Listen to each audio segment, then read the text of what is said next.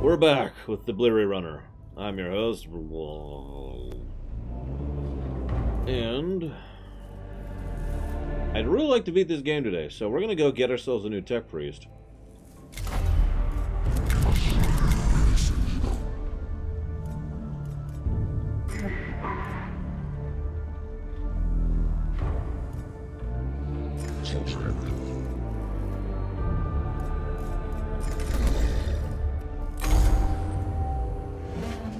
Serious matters come to my attention. I fear I can only discuss it with you directly. My tech priests are lacking in time, manpower, resources. And sure, it is worth our time.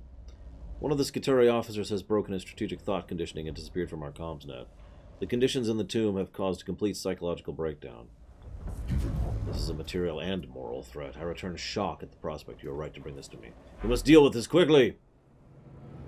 Is there really Takoida? That doesn't even surprise me, now that I think about it. Can narrow down Alpha's last location, but it's an approximate best. You'll have to find them. My tech priest will localize and neutralize. You must die horrifically.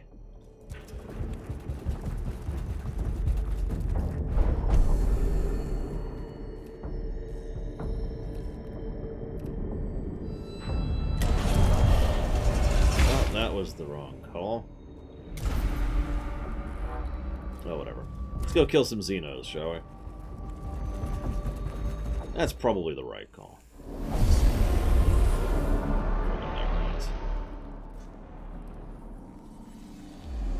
Kill all enemies.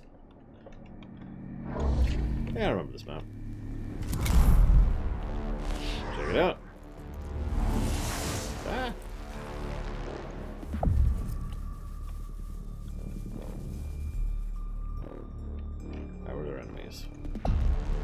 Of course they're spread out. Why wouldn't they be?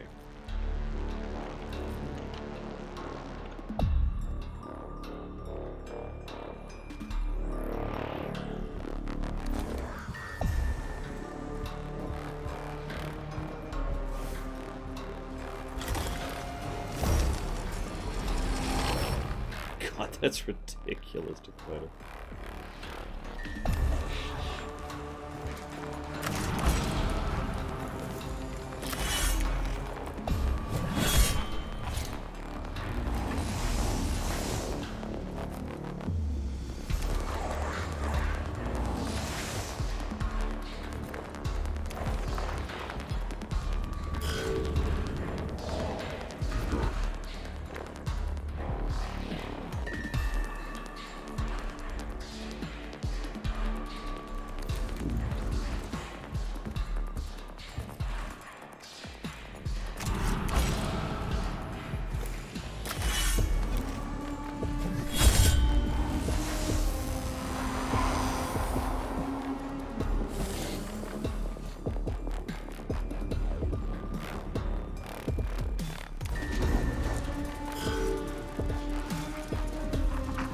No, Dream Whisperer outbeats techno damage, okay.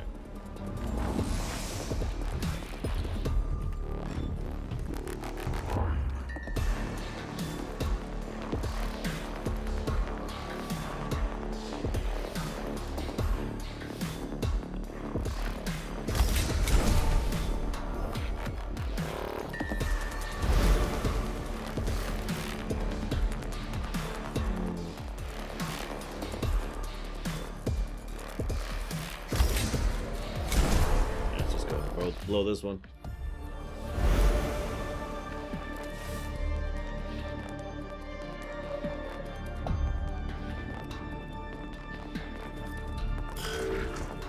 Hey, Night Forager.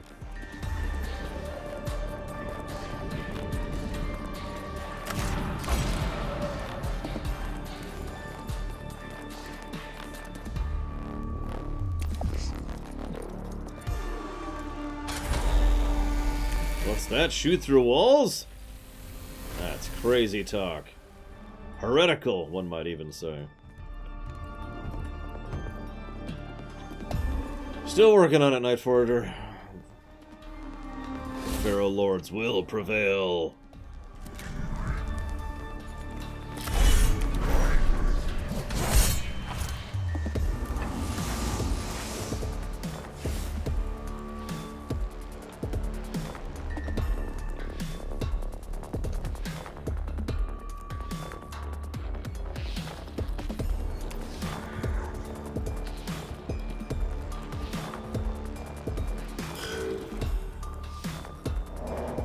never got to play as the Tomb Kings in Warhammer 2.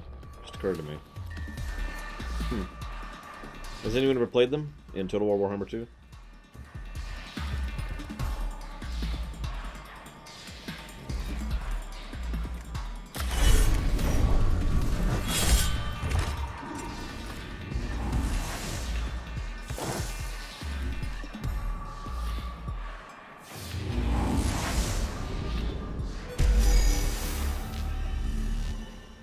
The Skaven were amusing, admittedly. Not as fun as the dwarves or the vampires, but amusing.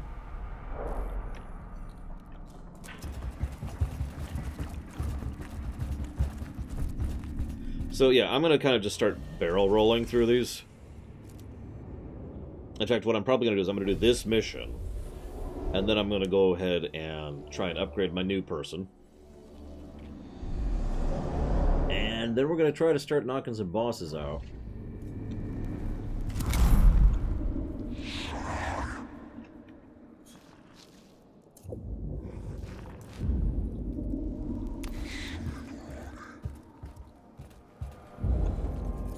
I think I'm still missing some DLC, personally. Last time I actually played it was when I played it on stream. That wasn't even a review. I don't think it was. I don't have a score for it. I'm pretty sure it wasn't a review. I should probably do this.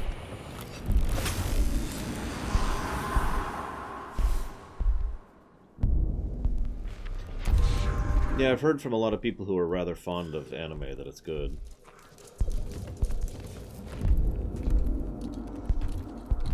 No. An axe. Or a spear, rather. Whatever that is.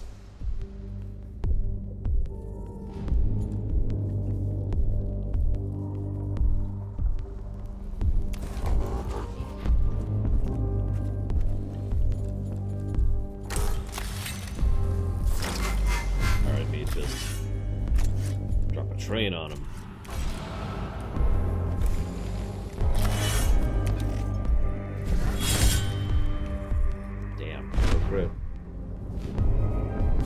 Well, that sucks, because now he's going to hit us back.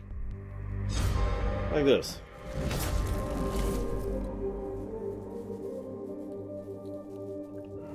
Oh, whatever.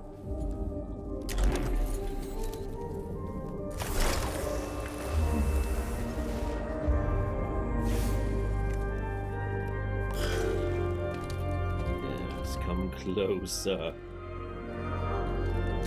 No, not that close.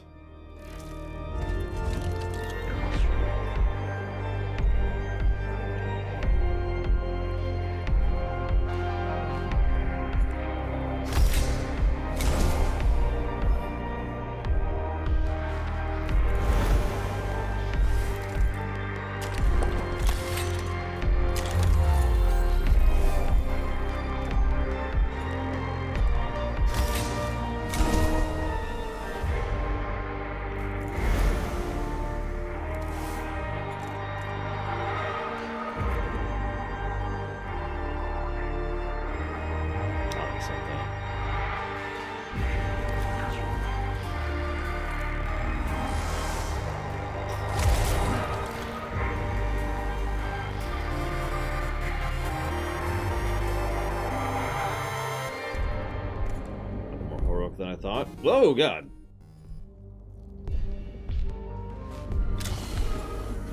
Oh. Ow. Well, thank you very much, Captain Bison. And thank you very much, Arathrodo. Very much obliged to both of you. Thank you. However, one of you is correct. The other is not. So, Captain Vice, where would you like to put that sub as far as increasing priority?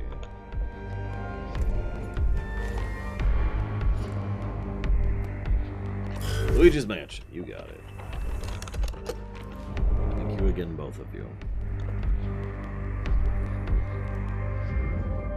Okay, Dark Horse, I need you to do me a solid.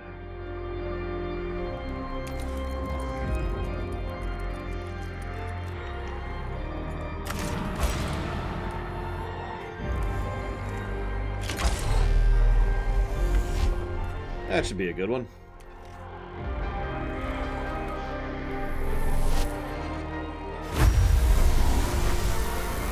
Yep.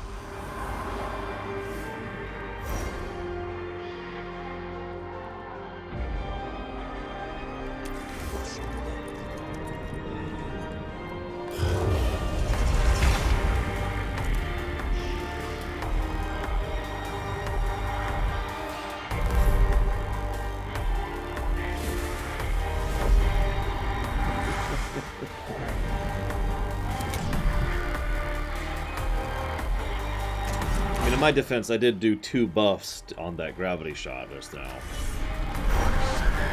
Just to make sure it hit as hard as possible. I could have done a 3rd buff, but I don't actually have that equipped right now.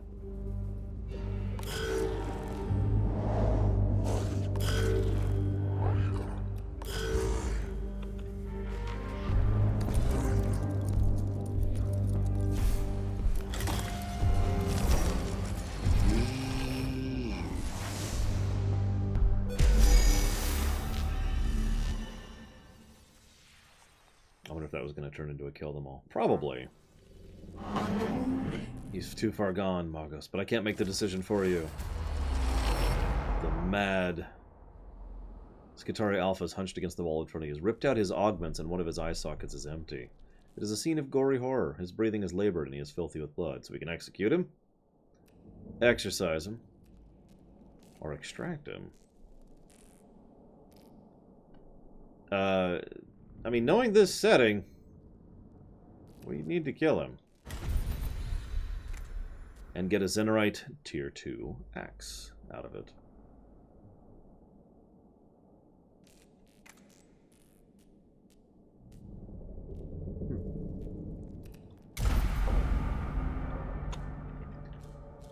So that's what we're here for, so why is the mission not over?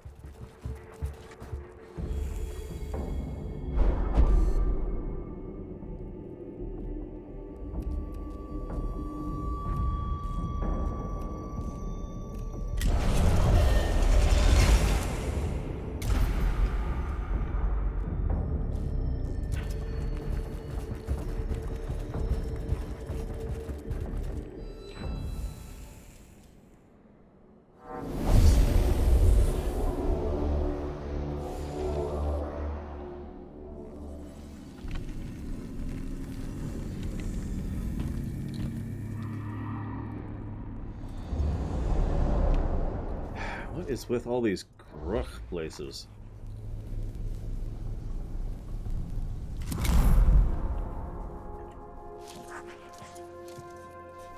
This frickin' tomb.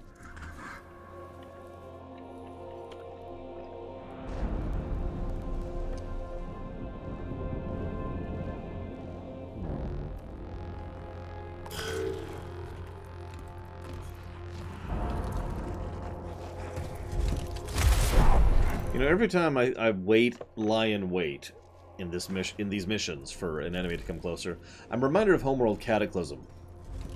Very minor spoilers, but there's this point at which you encounter a friendly ship, and the friendly ship is like, you should come over here and interact with us. And your people, who are idiots, are like, yes, quick, we must quickly go interact and dock with the ship. And the ship's response is, yes, come. Except it's even more horrifying than I can do it, because, you know, obviously I can't self-modulate my voice. Yes, come closer. It's pretty messed up.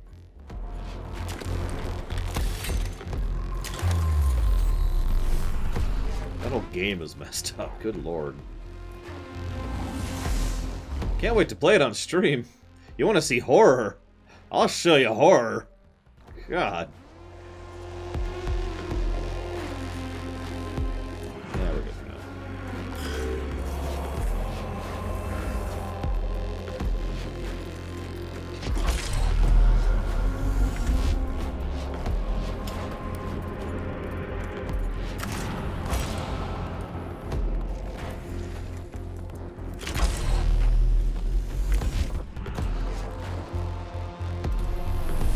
You mean like this, Permeus?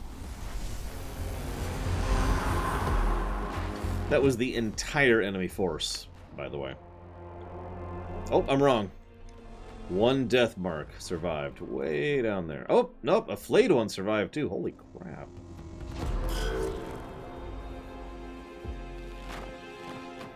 Yeah, Cataclysm was also very mean, but I enjoyed it. I stand by what I've said before. Of the 4 games, Cataclysm is probably the best designed from a gameplay perspective. But I'm not sure. Yeah, I'd have to review it, obviously, which we are going to do. It's on the list.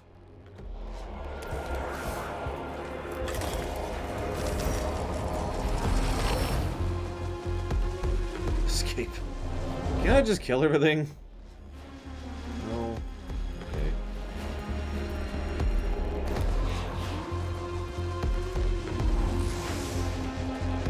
Hey, Solavanti. The horror commences.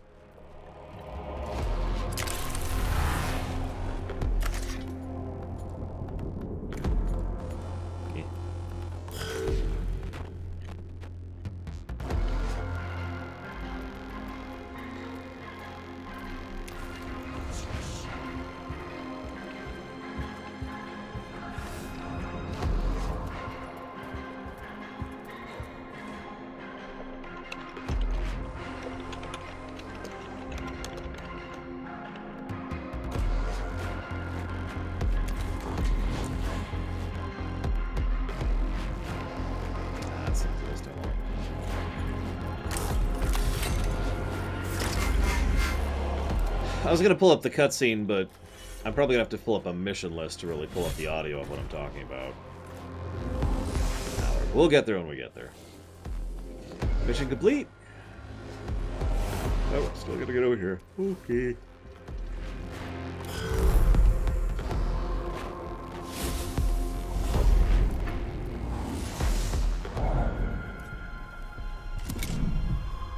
Ram frigates. Hey, what's that? Ah!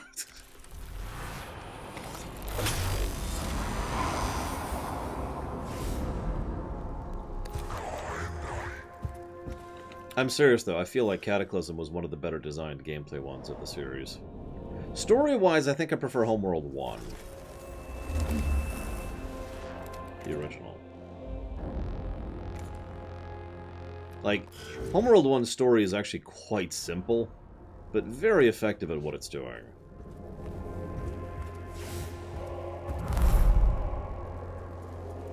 Oh, come on! Really?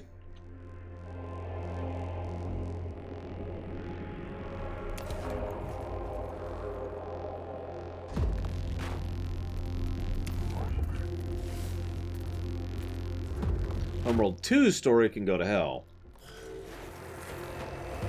And Homeworld 2's gameplay is also the worst of the series, too, so, you know, it's got that going for it. Honestly, I don't really even have any desire to replay Homeworld 2, like, ever. We'll see what happens when Homeworld 3 comes out in, like, 2 years.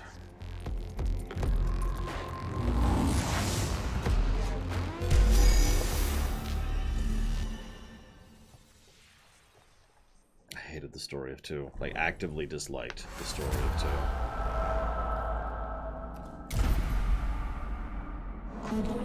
2. A sorry deed, but it had to be done. My thanks, Marcos. Even the Skitarii are not immune to psychological casualties.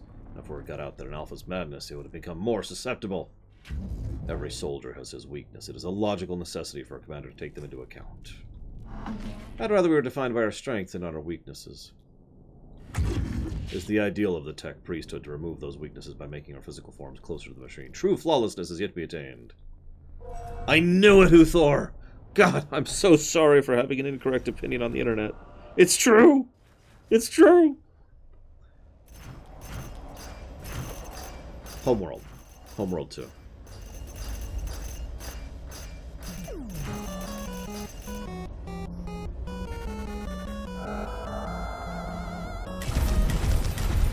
The horror commences.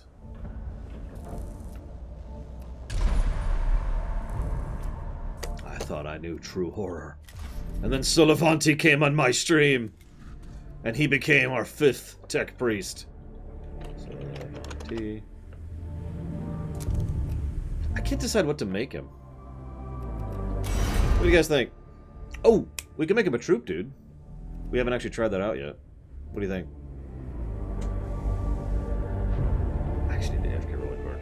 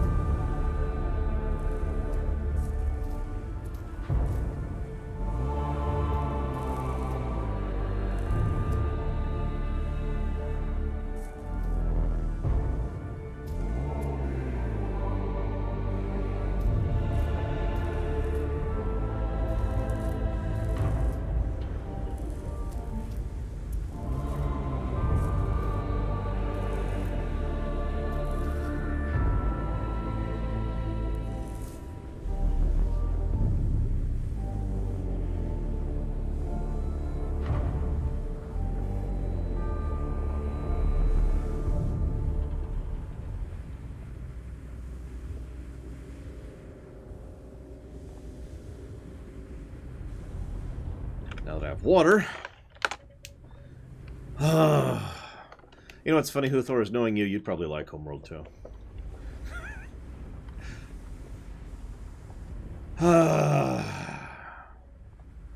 Thank you very, very much, Solivanti.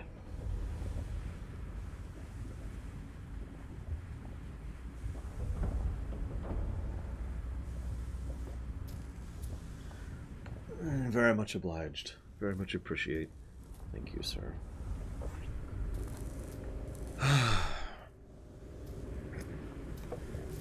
No promises in the week getting better, though. Well, hopefully I'll get to review it someday. After we reviewed the other 190 games on the list. Oh, this is for Trails in the Sky 1, isn't it? Just put it up here, then.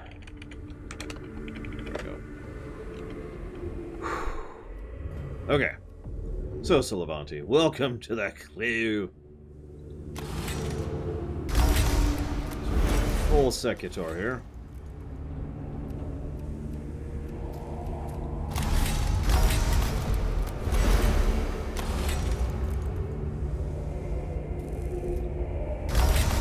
Oh, good. Which part, if you don't mind my asking, Huthor?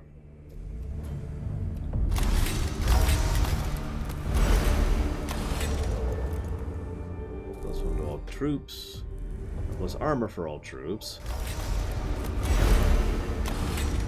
What, the fact that it's stupid nonsense? Because it is. Stupid. That's a cognitive canister.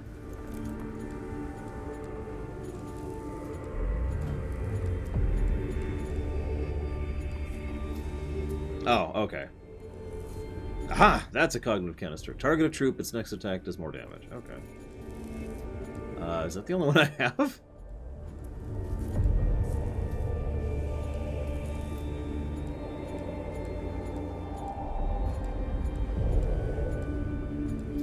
You know what I find funny, Huthor?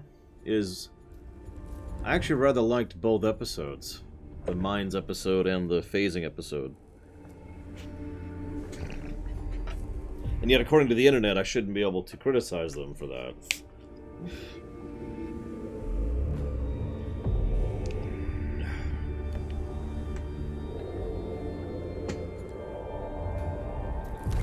Sure.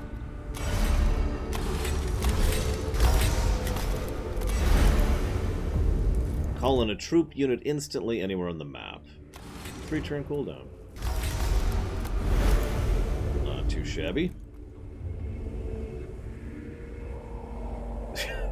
Take that as a compliment, Uthor.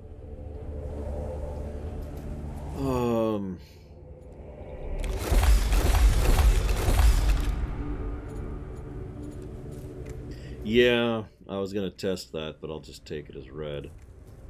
Speaking of red, it's the best red gun I have. It's probably that one.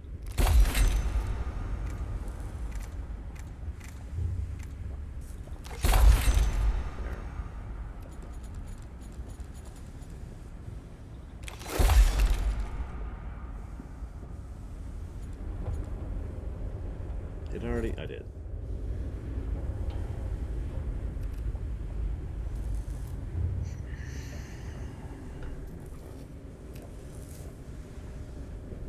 It's okay, someday we'll actually agree on something, Uthor. Maybe. Like the fact that the Necrons are awesome! Or, I mean, that's actually not fair. That's not true. They could be awesome. They could be.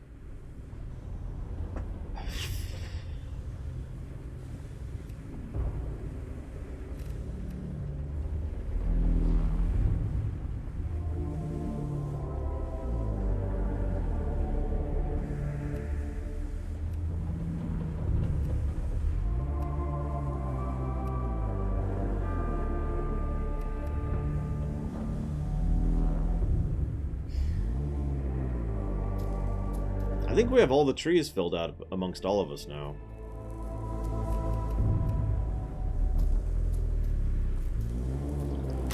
Let's go with that. It's just so universally useful.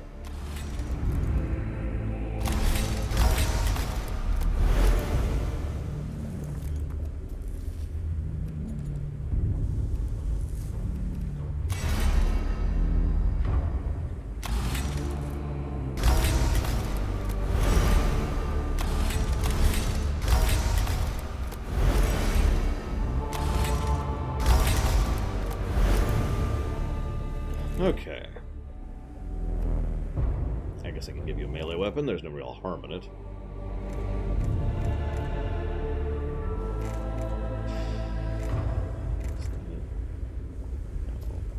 That's it.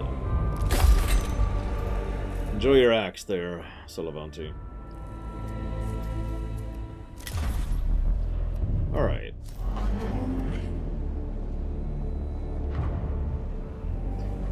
Well, I said I was going to start doing bosses, and I meant it. Let's go to save in.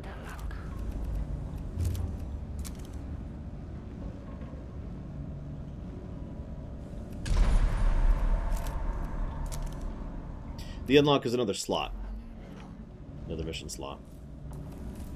I don't want any of that.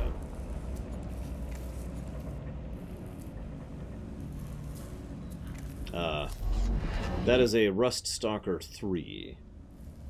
So, not exactly shabby. And yes, we're probably playing Doom Eternal when it comes out. I haven't put it on the website yet because I'm not sure how long the next few games are going to take us. But the idea is to play Doom Eternal the day or the day after it comes out. Yeah.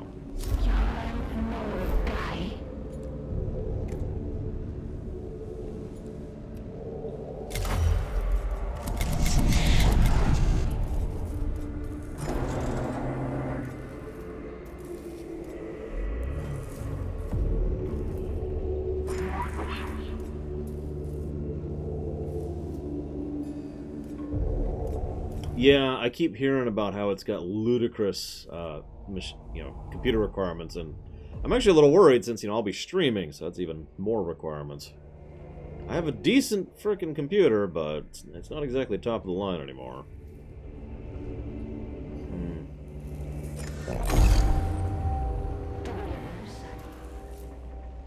Our research suggests Argalith was Lord of the Necron fleets. His purpose in awakening the Self-Attentiveness will be clear. We must kill him. We must kill him. We must kill him. Yes, Solivanti. Actually, that's not quite true. The first Doom game I really liked was Doom 4. The first Quake game I really liked was Quake 1. So make of that what you will. Although Quake 2 is when it really started clicking with me. See, the catch is Quake 3 I didn't like at all. I Ironically, I didn't like Doom 3 either.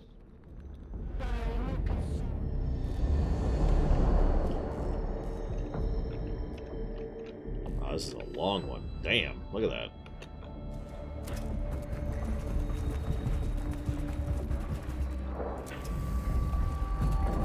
I should be reading these for bosses. Looks like the Scarabs were woken up in the reanimation protocols and continue with the default programming. Finish the statue. The Necrons have covered their tombs in images of themselves, and they still haven't finished. Chamber appears to be a workshop. A large slab of gleaming metal has been partially carved into the statue of a glowering Necron, perhaps Lord Argolek. Several Scarab constructs are scurrying across the slab, chewing away the materials as they continue the process of making the statue. We can destroy the statue, secure the statue, gather the statue. Let's secure. Yay! Resources. Hey, Richard Brock. Yeah, Quake 1, I haven't played it in a long time, honestly. But whenever we review it, and I do hope to review it someday, there's probably going to be a lot of discussions about how it kind of started modern game design. Like, it was one of the big ones. That pushed forward things a lot. This appears to be a basic linear... Hey, it's Tyresis, who isn't actually here anymore. Because he's, Anyways, the simplest of the Necron languages, relatively speaking, of course, but it's known from several exemplars. So he wants pictures. Sure. There you go. I've never read of such hatred. Argolek and the Destroyers believed all life should be expunged from the galaxy, even their own. They hate everything, including themselves. Apparently Mario approves! Good to know. Thank you very much, Terwaxman. Oh, very much appreciate the sub, sir. Thank you. But you didn't say where you want to put that towards, so I'm afraid we're going to have to attack you with rabid donuts.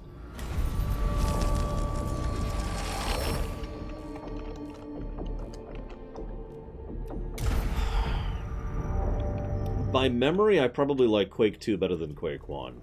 It's more my style. Quake 1 is, you know, demons and... Oh, that's not true. It's actually more Cthulhu demons, extraterrestrial Lovecraftian horrors, and Quake 2 is the Strogg. Like, Quake 2 actually has some lore, whereas Quake 1 is mostly just, you know, gameplay.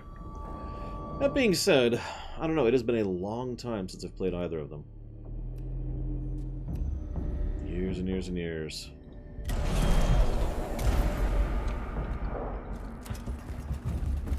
We have got so many donuts, Terwaxman. You don't even want to know. These are troops from the 7th hexadecimal cohort, Maniple Gamma. They went quiet 59 minutes ago.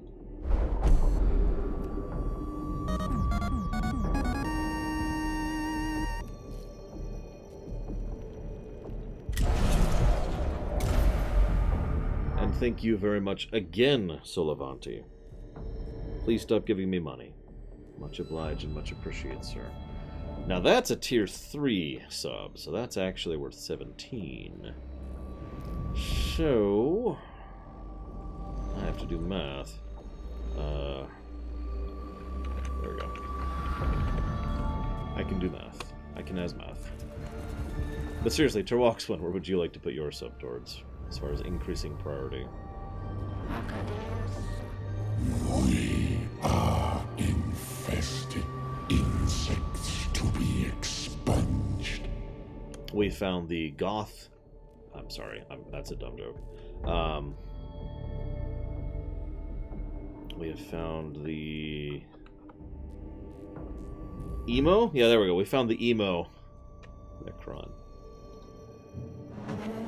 It's been watching us since we entered the tomb. It's been ready for us since the start.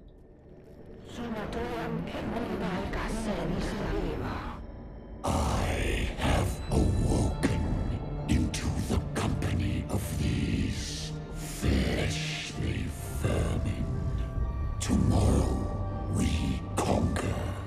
Today we clear the filth from our doorstep. I like Edgelord, actually. It's a better way to put it.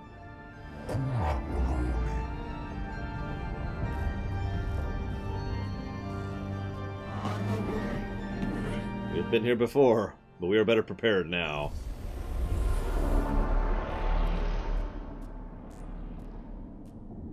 Eh. That was apparently the wrong choice. Whatever. So yeah. Round 2.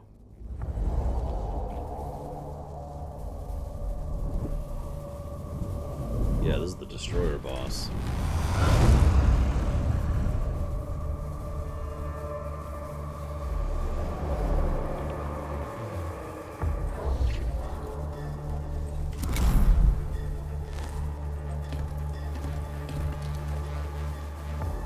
I sailed the void for 1,000. Blah, blah, blah.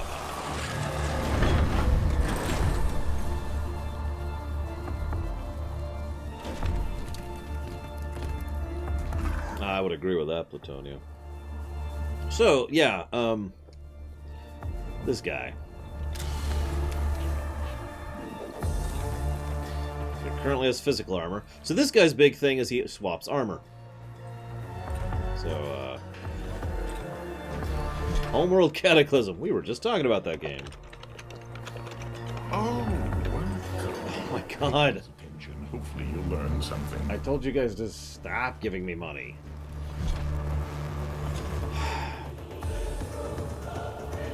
Alright, so first and foremost, let's get into melee range. Then let's Alt-Tab, then let's hit F5. Then let's Alt-Tab again. Then we're going to hit this button to make our next attack free. This button to give us 2 damage to our next attack. Then this button to fill our cognition gauge. Then this button to hit him in the face. Wait. Then this button to do red damage. Then this button to hit him in the face.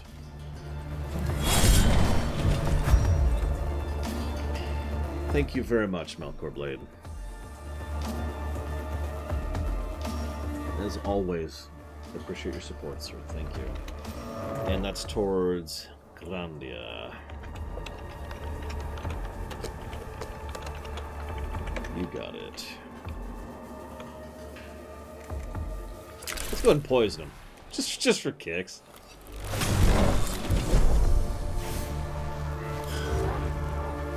Now, Brigwin, I want you to buff everyone. And then I want you to buff everyone. And then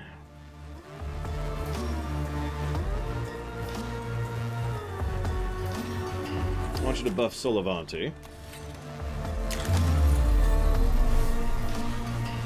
Then we'll pause there. I mean, I could actually keep buffing.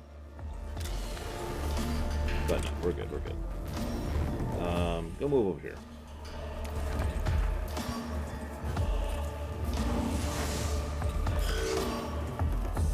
Alright, Solivanti. This is it. This is your big debut. Let's see what you can do, yeah?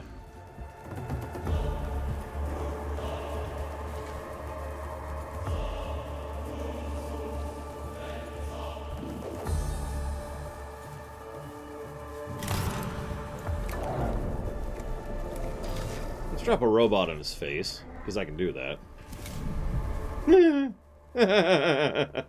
That is so stupid. Do this.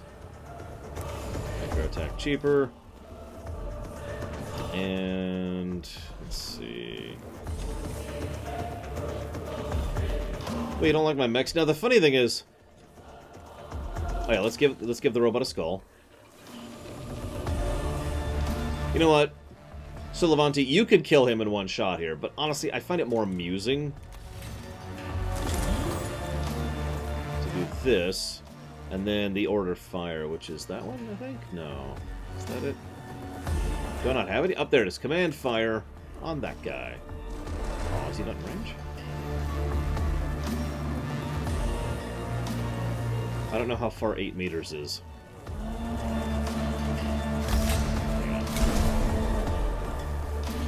How far is 8 meters? How much is a square?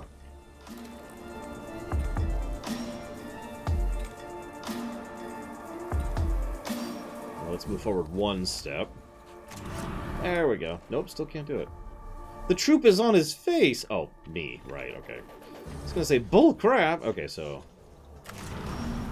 There we go. I order you to fire!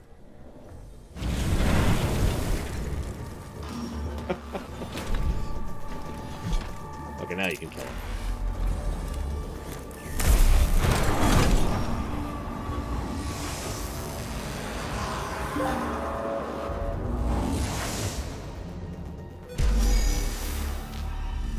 Yeah, I was actually concerned for a second, but then I noticed that Dream Whisperer didn't take any damage. Lord Argolek falls in one round, spewing sparks and fire. The Void Admiral collapses in a heap of wreckage that begins to teleport away piece by piece, revealing for a moment the complex working of the war form underneath. Finally, Argolek is no more, in a burst of terminal data that leaves an echo of his death etched into the noosphere. Void Admiral's fallen. The Necrons have lost their fleet commander. Of course you follow me. They all do. Why is there an exploding rubber shark? Is it a shark made of rubber, or is it a shark that has, like, and is the rubber exploding? Is the shark exploding? I mean, C4, you know, right? Plastics. It's not quite the same as rubber. So maybe the shark is exploding and the rubber's exploding. Or maybe it's like a rubber shark, like the little squeaky toys you get, and there's like a C4 right in the middle, and you just toss it at someone and it explodes. Thank you, exploding rubber shark. Very much appreciate your support. Thank you. Now, I don't know if you know that, but you can put that towards increasing priority in a future stream if you'd like to. It totally does, Roger Brock.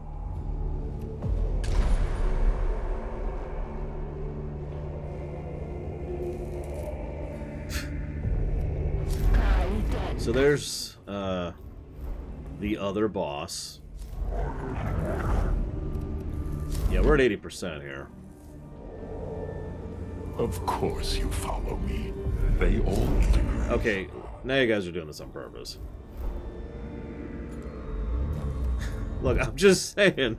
No, seriously, like, have you played Saints Row? Exploding Rubber Shark? Like, just picture... Hang on.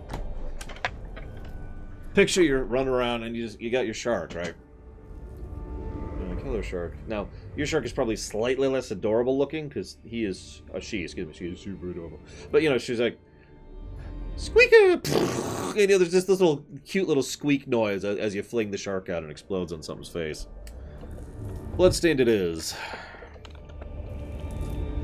Or a worm. Yeah, I can see that in worms, too.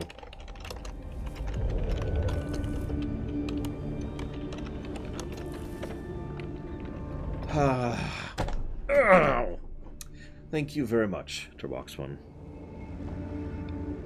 Very much appreciate, sir. Thank you. Actually, no. I haven't read the 40k books or the 30k books or any of it. I haven't read any of the books, so I never got into it. I am aware of the events of some of them, like the Horus Heresy, and I think Armageddon, but that's about it. And Turbox1, I can't help but notice that you didn't say if you want to put that towards Homeworld as well or not. Would you like to?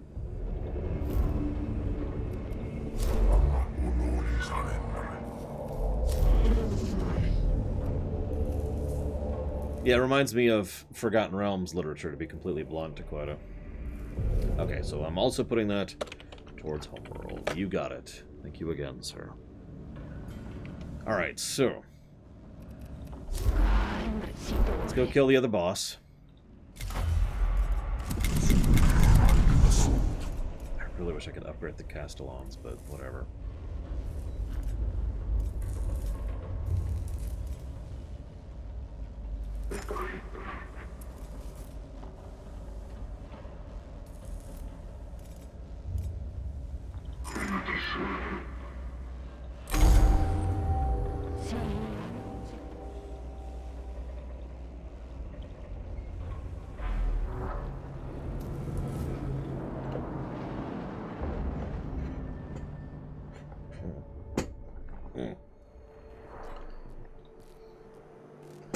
So apparently there's hallucinations in here. That's cute.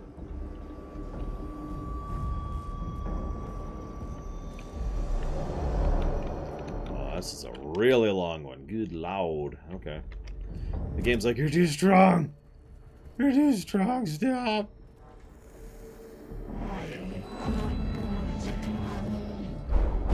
I haven't decided about the characters yet, because they're just kind of... They're a little too one-dimensional for me.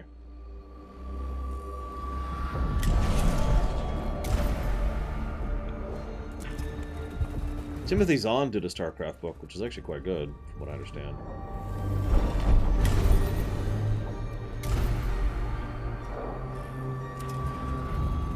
And then there's the other StarCraft books, which are terrible.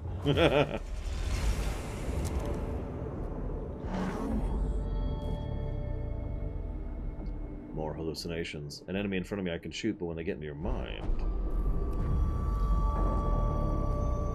Dozens of tiny mouths open up on the flesh of one of the troopers, gibbering and cackling, as they pronounce the doom of every human on Silva Tenebris.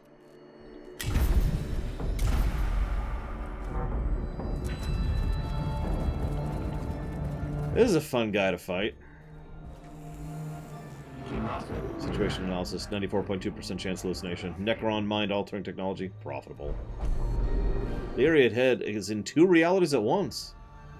The oppressive tomb of Melon and a grotesque channel landscape of heaped-up human bodies beneath clouds of carrion birds.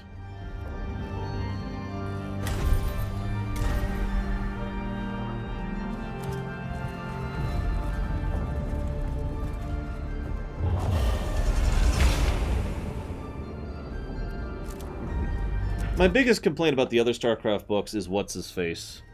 I can't even think of his name. I complained about him extensively during the StarCraft lore run.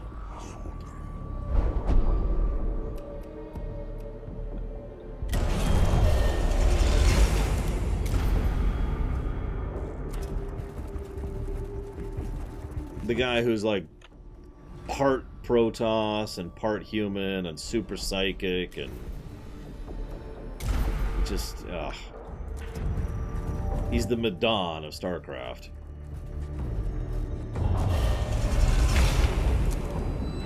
Alright, let's go fight this damn boss, shall we?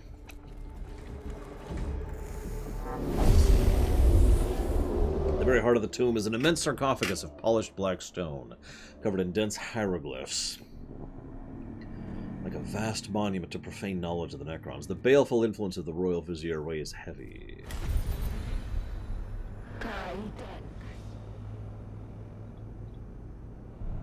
There's no goal here, save the destruction of the Xenos. Did you think you could enter this place of wisdom without my knowing? I have watched you since you dared breach the orbit of our world. I have heard every footstep you made while desecrating our tools. I have felt every injury done to our legions. The time has come for your impudence to be repaid.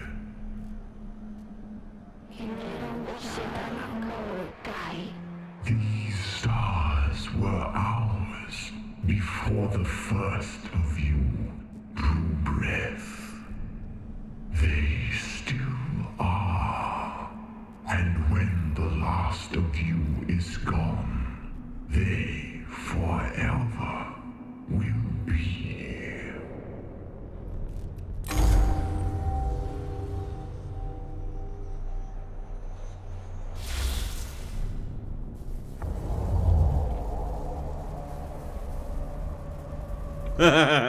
What? It's Belial!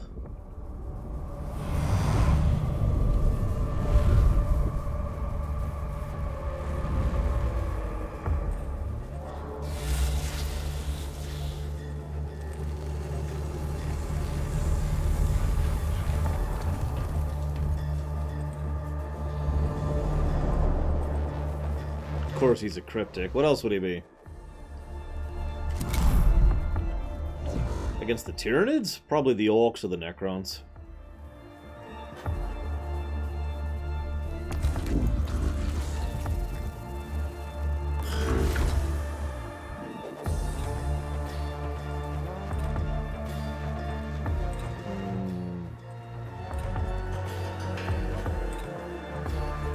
I enjoy the stories of StarCraft 2 for what they are.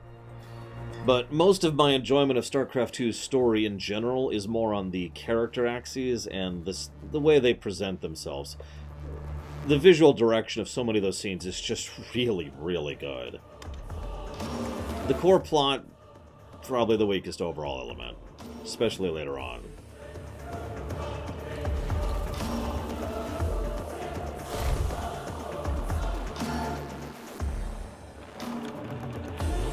Deal with this. Let's do this.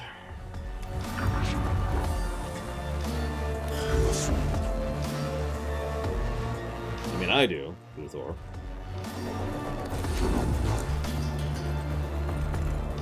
But I am a weirdo. Plot-wise, I would say Brood War probably has the best plot of the StarCraft games. Probably followed by Wings of Liberty, overall. Which Warhammer faction is most worthy of survival? Probably the Tau, at this point. That's kind of a question mark.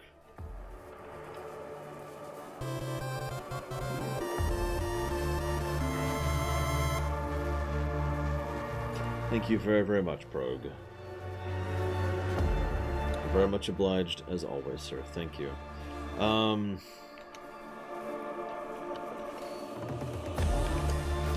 I'll put that towards Ori and the... Hold on.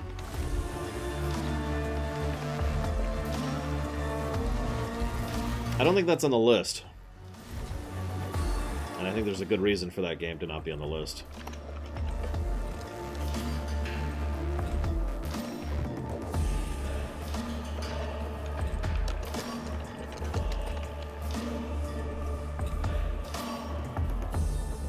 So first of all, we're not taking new entries, Progue, so no regardless, but... Check some. Yep, that's what I thought. So Ori and the Will-o'-the-Wisps is Windows 10 and Xbox exclusive. I can't play it. So that's why it's not on the list. I was right. I wanted to verify before I said that. So no, because we're not taking new things, and no, because I can't play it. So if you want to put it towards something else, let me know.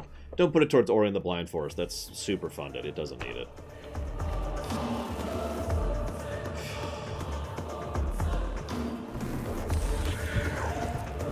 I'm hoping it'll be ported eventually, Progue. I mean, when we play Ori and the Blind Forest, we'll be playing the Switch version, so, you know.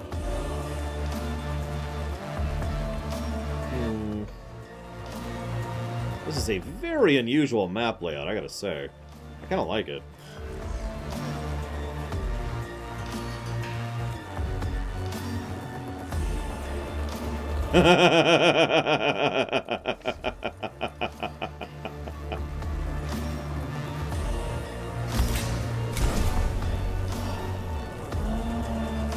That is correct, Progue. Like I said, I'm hopeful they'll port it eventually.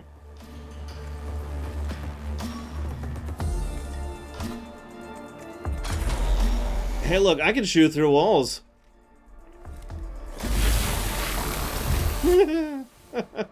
Oh, it only killed one of them. Still a good shot, Dark Horse.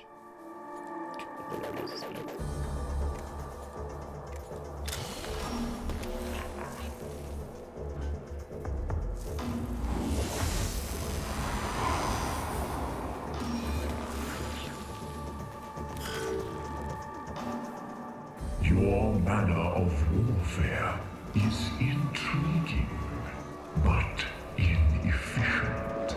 Logged for future reference.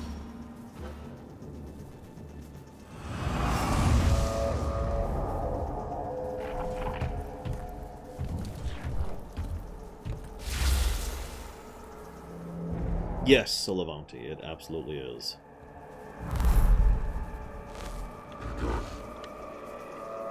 Okay. So, Levante, I need you to mostly hang back for the time being, so you just kind of head over here for right now.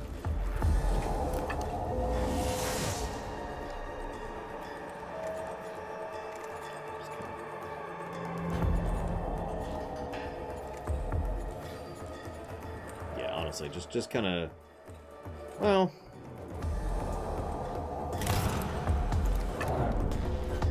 I mean, I could spawn...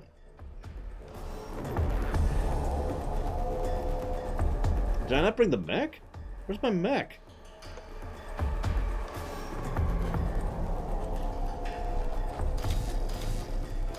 Seriously, I swore I brought the mech.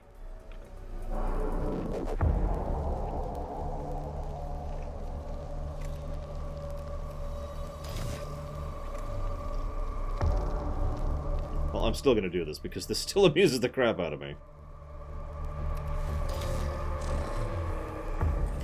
Hi!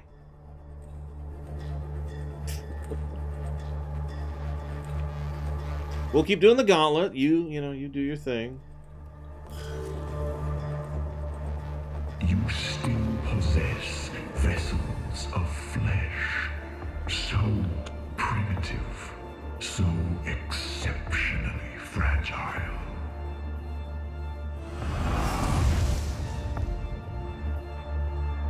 Oh god, this is actually the ranged guy. I brought completely the wrong people to this mission. Oh, whatever.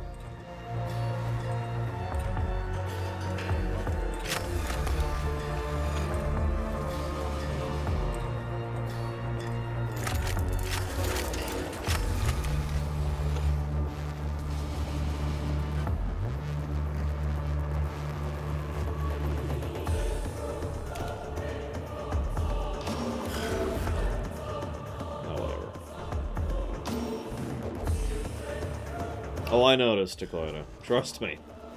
I walked into this with full.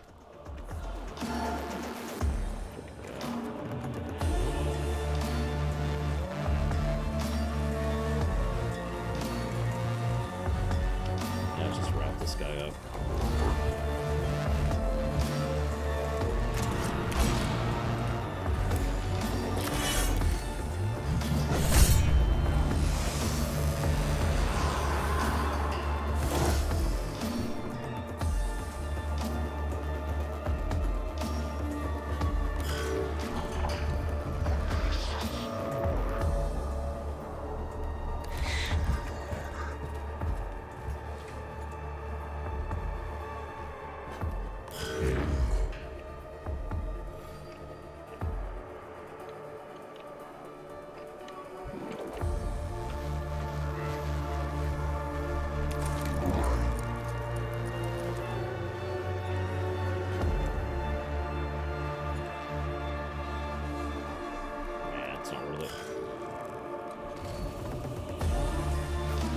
No! Bob, the 18th. Bob! It wasn't the robot because I don't know why.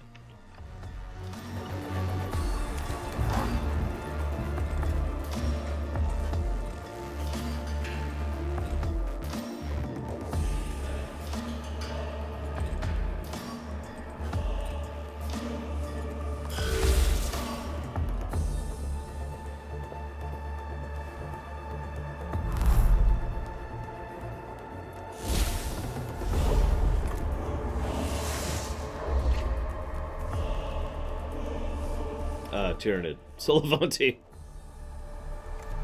Where's my... whatever.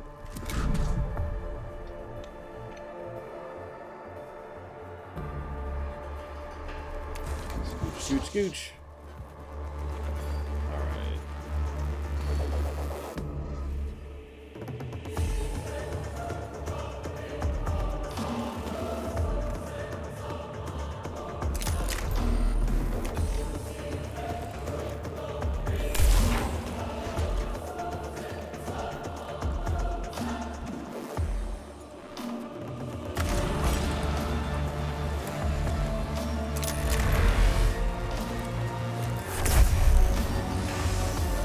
Jeez, Levante. I just wanted you to kill him. God. How did you mid-phase primates even master space travel? I mean, I gotta be honest, we kind of didn't. Have you seen how we space travel, dude? It's a little volatile. Not really all that efficient.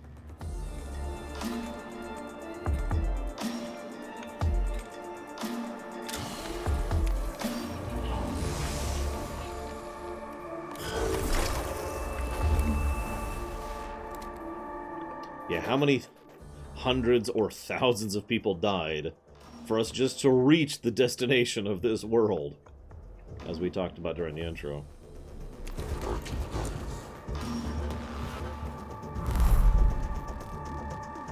No, this is my shocked face. Super shocked. Ah, fair, to put it. They even mentioned that, actually.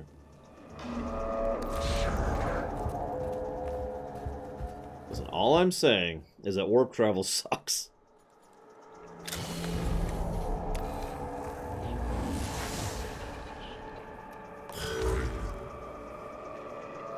I don't think that's that alien of a perspective to take.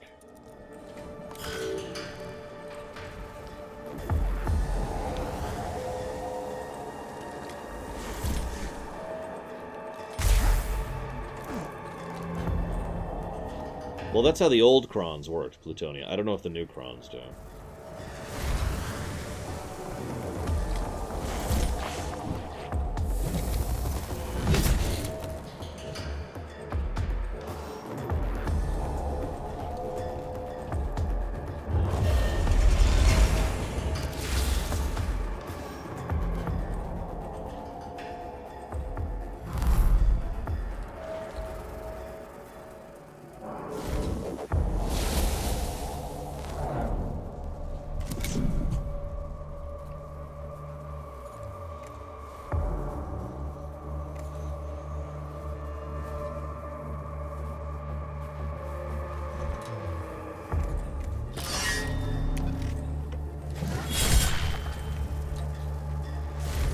Meanwhile, Silivanti is using a heretical axe.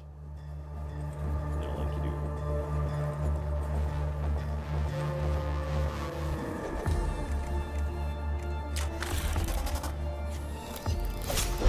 Back off.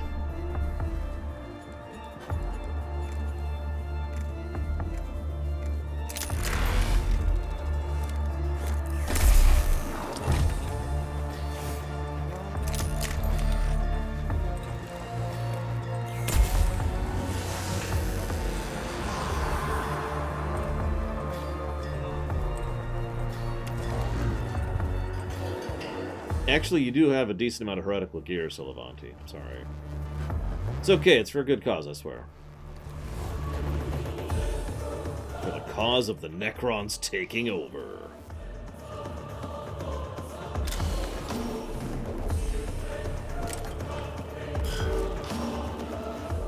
I mind terribly, Revan. In a swarm. That is the respect I will give you.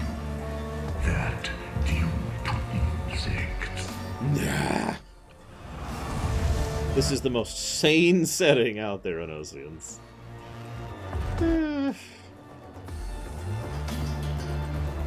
Oh my god. Yeah. If I was to sit down in Oceans and explain Space Marines to you, like a Space Marine to you, I've done this a few times, actually, and I know I'm not the only one. Basically, you sit down and you explain a single Space Marine to someone. And then you explain to them that that is one unit that is thrown out in thousands to be chewed up by much stronger and much worse things. And that's how you get across Warhammer 40k right there. You start with the Space Marine, and then you work your way up.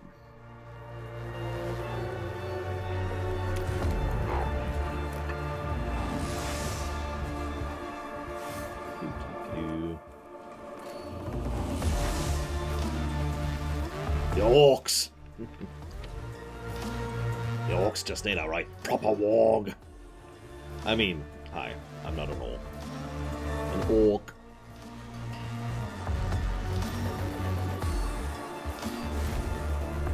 But that doesn't explain anything, Lord Harriman. It doesn't get across the point.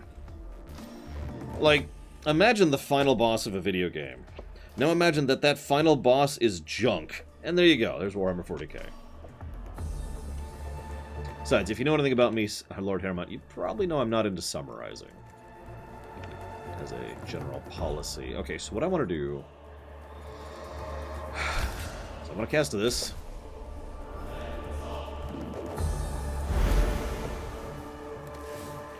And then I want to do this.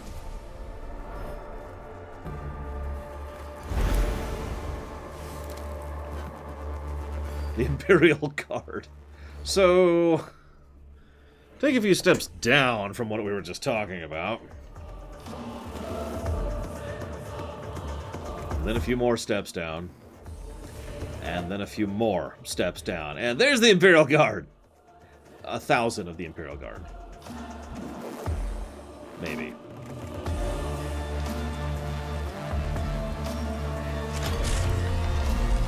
I can hit both of them.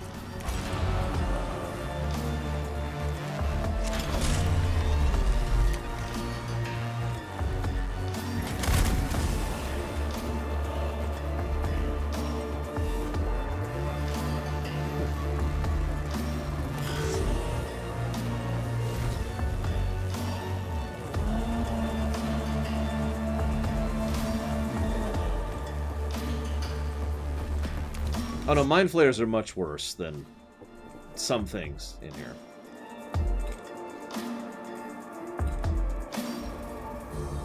Yes, movie by committee is usually what that's referred to as, Reverend Stu. Or show by committee, or game by committee. It's the same concept. Music by committee. It's when it's workshopped to death to try and ensure that's the safest possible investment.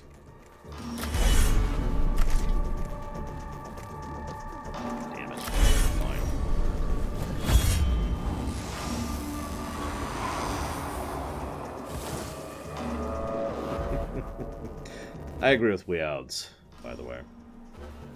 The fact that this is a joke setting that you really shouldn't take seriously. I've actually talked about that before. I think when the books actually go into serious mode, it kind of detracts from the setting. My opinion. But that's because the books, when they go into serious mode, usually go into grim dark death do me, grim dark death do me. And the authors just start, you know, gargling with chunks of gravel.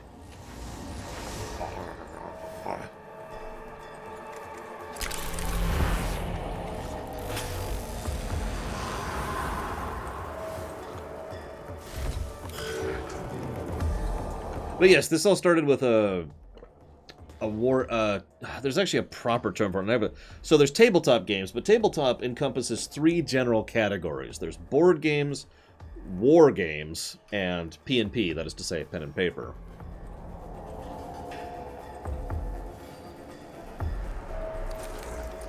And for a long time, there war games actually dominated board games. It was only relatively recently that board games started coming into their own. And when I say relatively recently, I mean like 30 years ago. That's probably not worth it, honestly.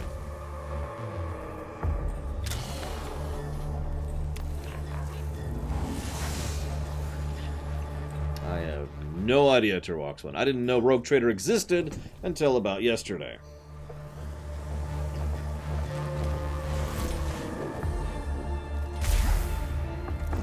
Yeah, miniatures war games are old. Started becoming really big here in the States shortly after World War II. No joke. And kept expanding and expanding after that. I used to know, like, the specific board game that really started shoving board games ahead of war games when it comes to here in the States, but I don't remember anymore, so don't ask me. I do not know.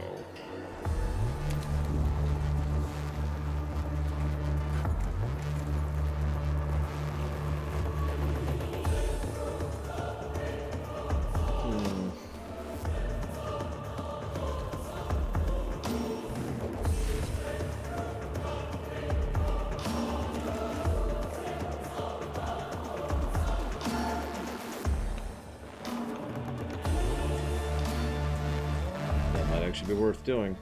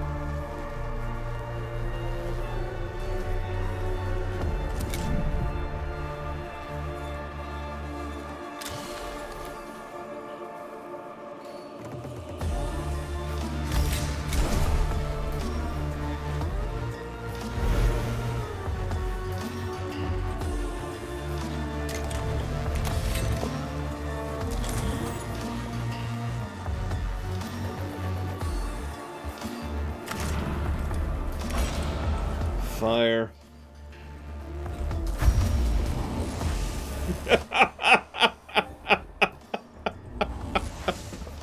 So in case you missed that, I summoned the dude, buffed him with the skull, buffed him with the prayer, buffed him with the item. Mindless tragedy, infinite shame, all I have collected in the hands of these animals. Then I ordered him to fire. I think I buffed him a third time, too.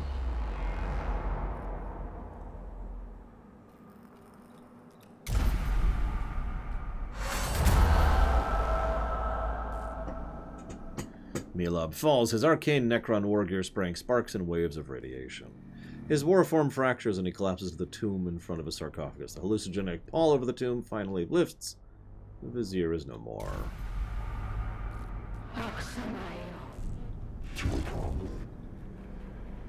Location referendum, Tomb of MHELOB. Concept overflow interrupt. Data volumes undefined.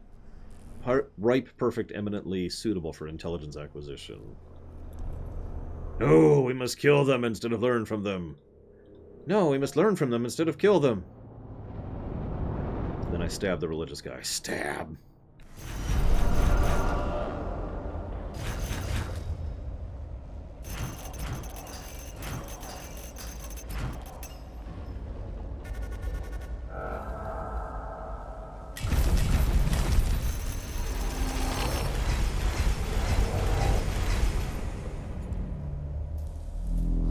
That's true, we got axes. Ooh.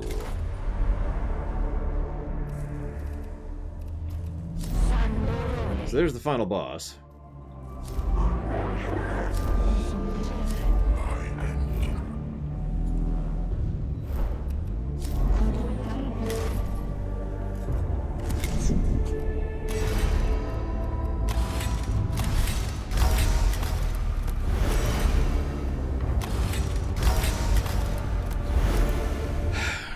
The problem I'm having, Dakota, is I'm out of missions. Like, they're not generating anymore. I haven't had a new mission since I finished off the tech dudes things.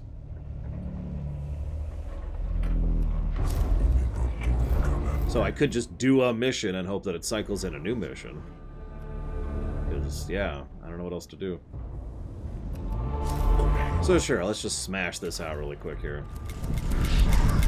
The big guy. And two dudes. Actually, no, hang on. One... that guy, and one... that guy.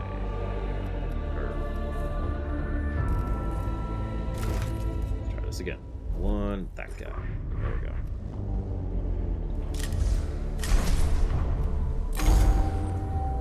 I am a religious idiot. Oh, I am a religious idiot. I am a religious idiot.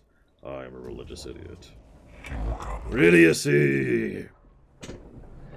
I shouldn't say religious. That's actually unfair. I am a zealous idiot would be slightly more accurate. I am a zealous idiot. I can't wait till we get to Greedfall, where I'm just going to sit there and not talk about the entire game. So there's a flayed one packed, and we got to go take care of it.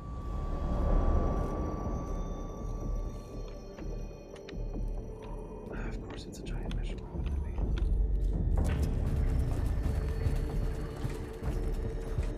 Do you lose the game if you hit 100%, or you just go fight the final boss? Because I can go fight the final boss right now. Oh my god, what's with the flayed ones everywhere?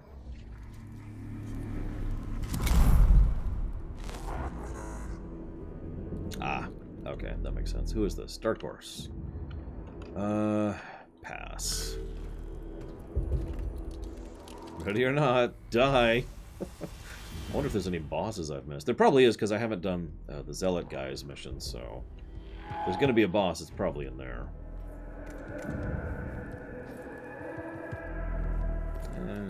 Pass.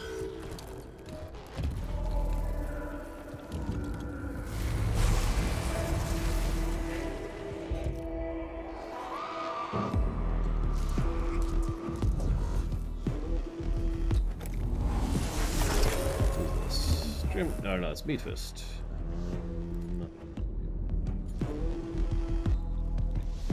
Let's go get some resources so I can keep upgrading people. And deploying troops.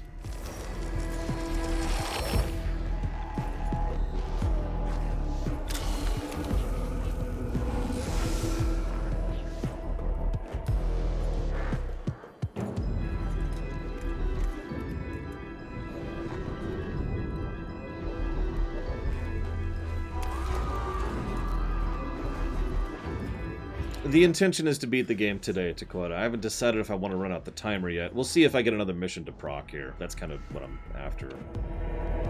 Pass. Pass! Dang it. Oh my god. Okay, fine. I won't kill you all in one shot then. Sheesh. If you want to be rude about it.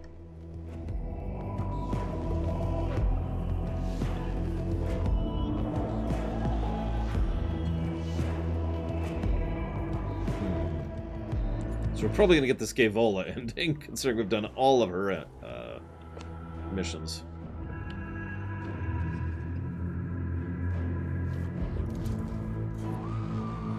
Yeah, screw you, game. I'm still going to go get resources.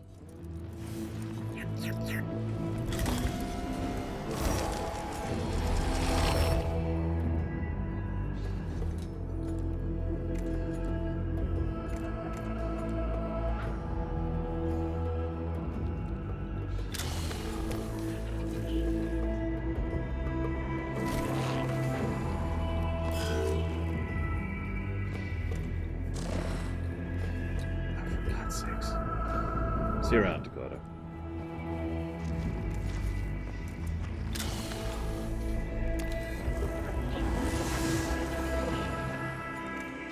Back off.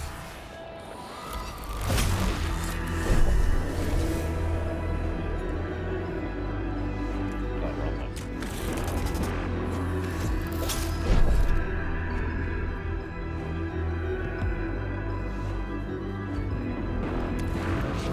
So he was an orc, Kuthor. Sorry.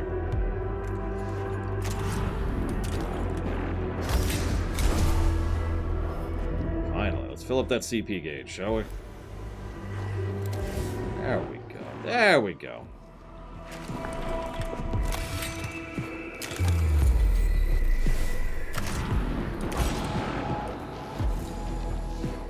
He was fine.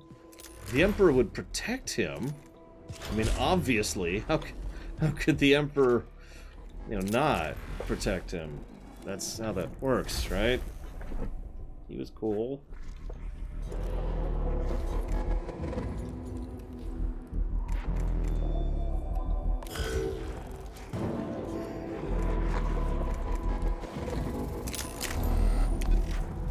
Could you just finish him off, Salavanti? Thank you.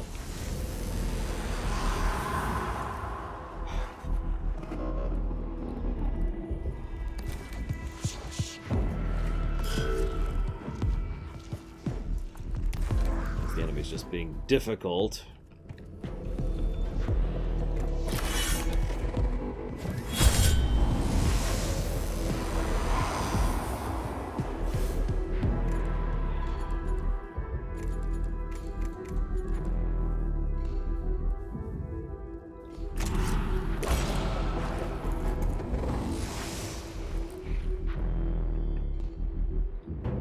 That's true. He didn't have enough faith. You could tell, because if he'd had enough faith, he would have lived. I'm sorry, Huthor, your character didn't have enough faith. He wasn't green enough.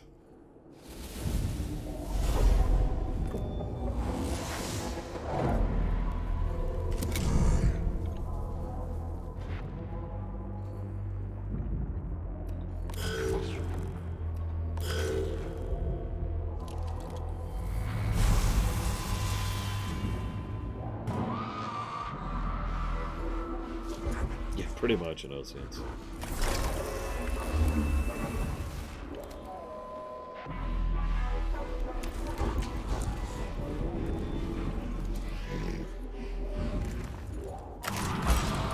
Listen, 40k is serious business, Uthor, alright?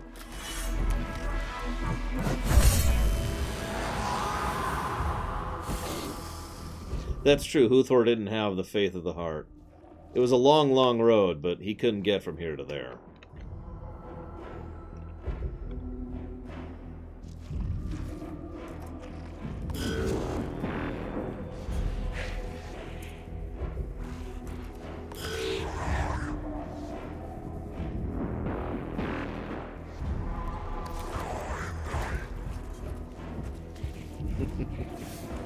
God, I hate that song. I tried to listen to it recently, like this is a few months ago when you brought it to my attention, Huthor. You're like, it's not that bad, and I'm like, okay. So I started listening to it. I say started to, I couldn't listen to the whole song. I couldn't do it. I hate that song so much.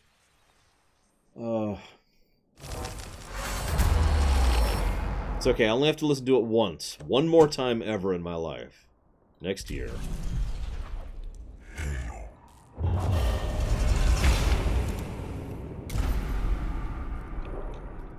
And then after that, I will never listen to it again.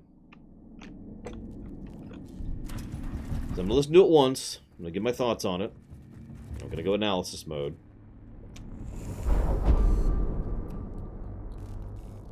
For God's sakes.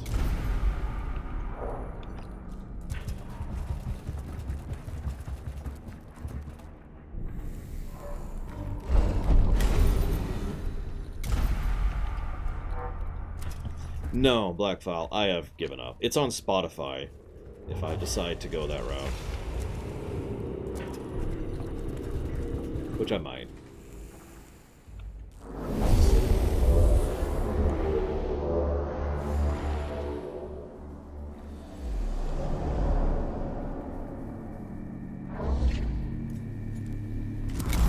Hey, I like Season 3, Lonely Dambo. And I'm pretty sure there's episodes of Season 1 and 2 I like, I just can never think of them. God, I don't want to watch Season 1 of Enterprise again. I'm going to have to. This August, I'm going to be watching Season 1 of Enterprise again. The things I do.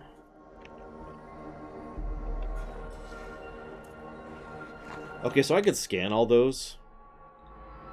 You know, get all sorts of tasty, delicious resources from them. Like, I could get so many resources from that.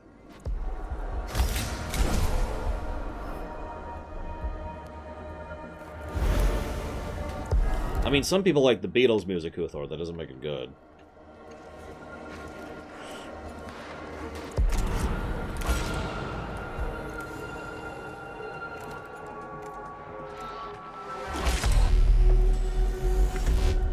Fire at will, Commander.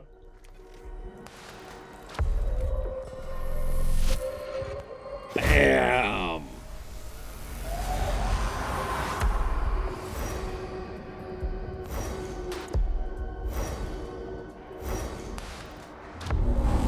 Mission complete! See you around, Roxman. I'm sure the Beatles are good. It's hard for me to tell with them. It's hard to objectively say if music is good or bad.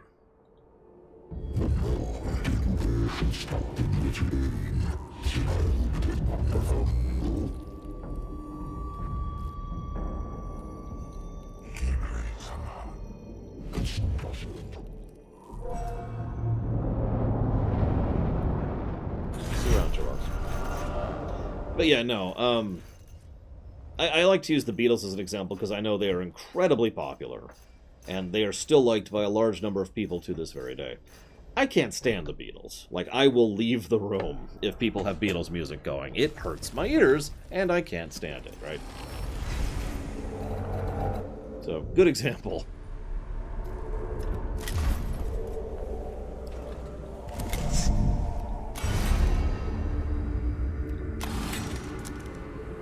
Nope, there's not a single song of Beatles that I like. Not one.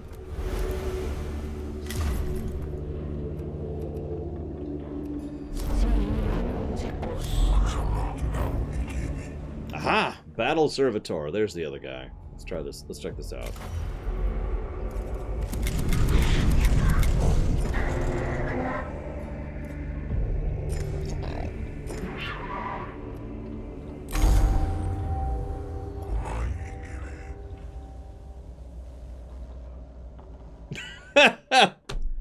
I bring good tidings. I return gladness to hear it. The Tomb Flayers are attacking en masse.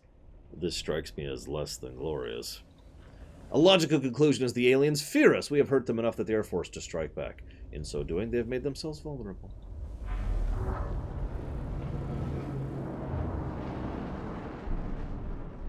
I don't think I'm physically capable, Huthor. I'm really not.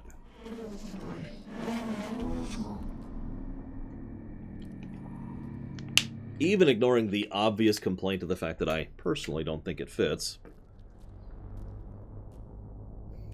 I don't like the song, regardless of tonal appropriateness.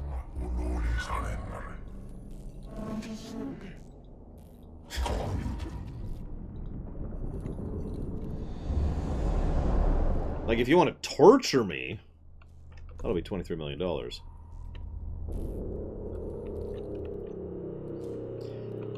See, I don't know if I've told you this, Huthor, but I have ripped the Enterprise DVDs that I own onto my computer because it's a lot easier for me to watch stuff locally than just, you know, constantly swapping in and out CDs. I do that with all my stuff. All my Blu-rays are on here. Anyways, in addition to the fact that I ripped them, I edited almost every episode of Enterprise to remove the title crawl from them. Make of that what you will.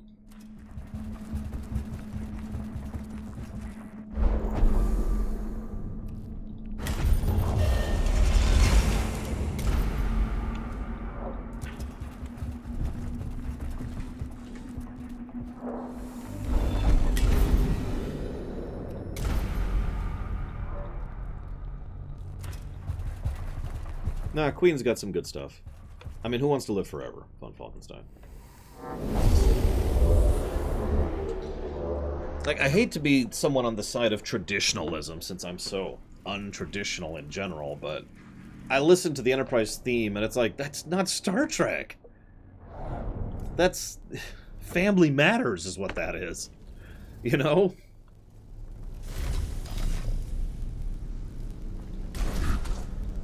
Of course you follow me. They all do. Actually, we'll do some positioning this time. Thank you very much, Vigi. Or Vigi, or VG, or I have no idea how to pronounce your name. But thank you.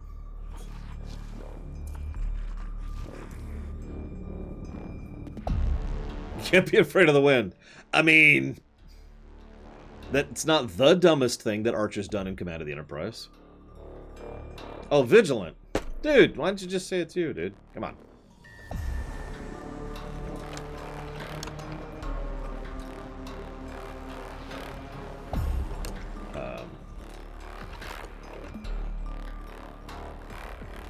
By the way, is Progue still there? I never got a result of what he wanted to put his towards, since I can't play Ori in the sequel.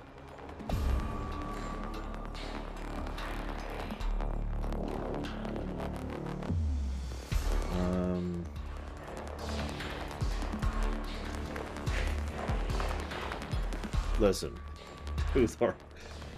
I'm just... Listen, Uthor, buddy. I like Enterprise. I am probably one of the bigger defenders of Enterprise. And I still disagree with you on this one. I got nothing.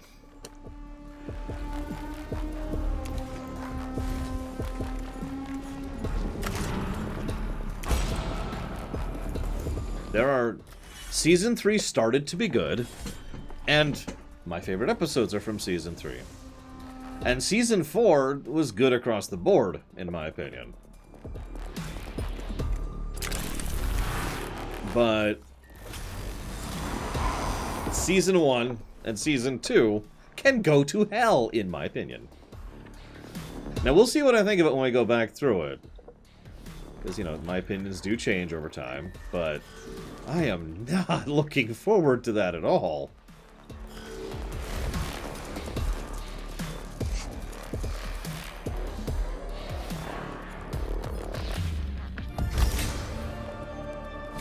Okay, so a little bit of behind-the-scenes talk about what I'm talking about, okay?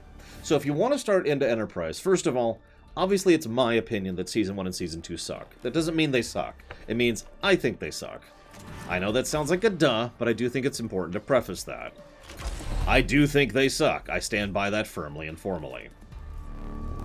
Ah, Meatfist, you can take the hint. Oh.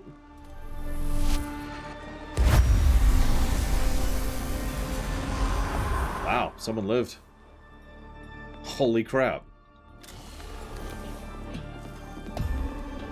So, and Angelus is kind of getting ahead of me here, but let me continue for a second, okay? So, then we have Season 3. Now, Enterprise was originally billed as Enterprise, not Star Trek Enterprise. I'll talk about this when we get to the Ruminations, which is going to be starting somewhere around late March of next year.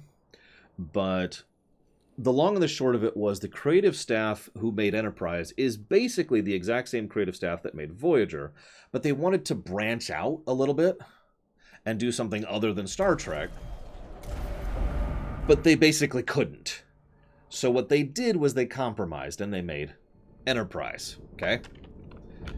Instead of Star Trek Enterprise. Now the problem is that didn't work at all, for all of the reasons that make sense. They didn't get any new fans because it wasn't really the era where that was kind of a thing that would work, and they didn't really retain the old fans because it wasn't really a Star Trek show.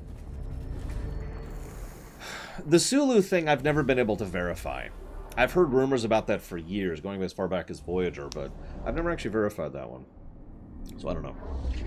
Anyways, so they made Enterprise, and Enterprise they tried to experiment, but the problem was they were constantly being hampered. Now, I don't know the specific reasons for hampering, but I do know that one of the consequences of that is that Season 1 and Season 2 are extremely safe when it comes to television. Almost everything that happens is incredibly typical. What do I mean by typical?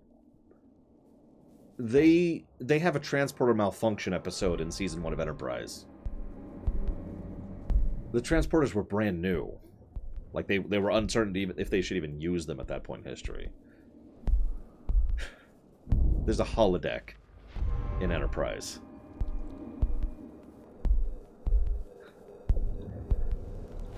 I could go into more details, but the point is they played it extremely... the Ferengi was later. They played it very, very by the numbers. Now, I don't exactly know why, but it came across as a fairly base-level Star Trek show, like Voyager Light.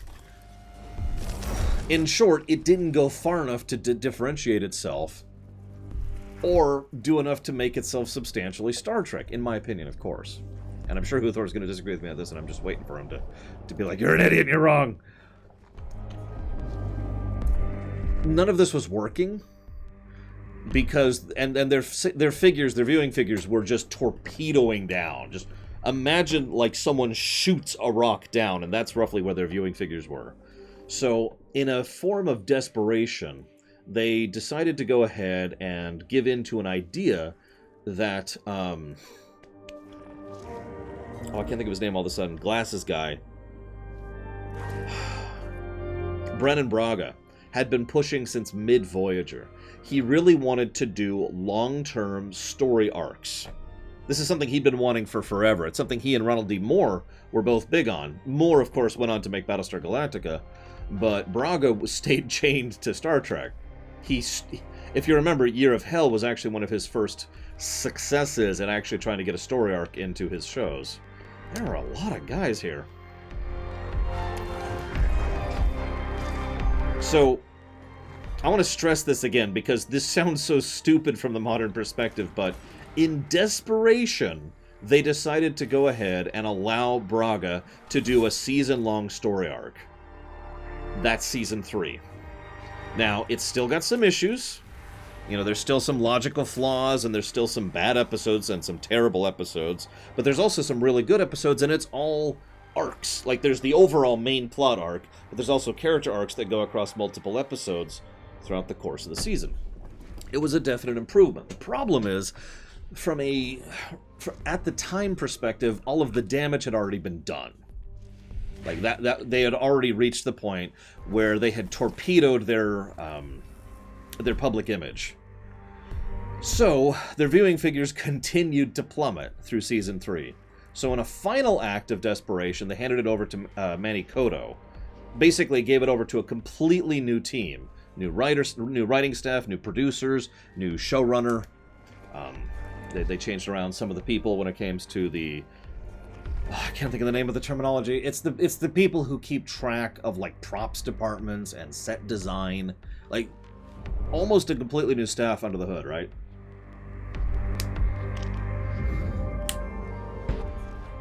That's Season 4.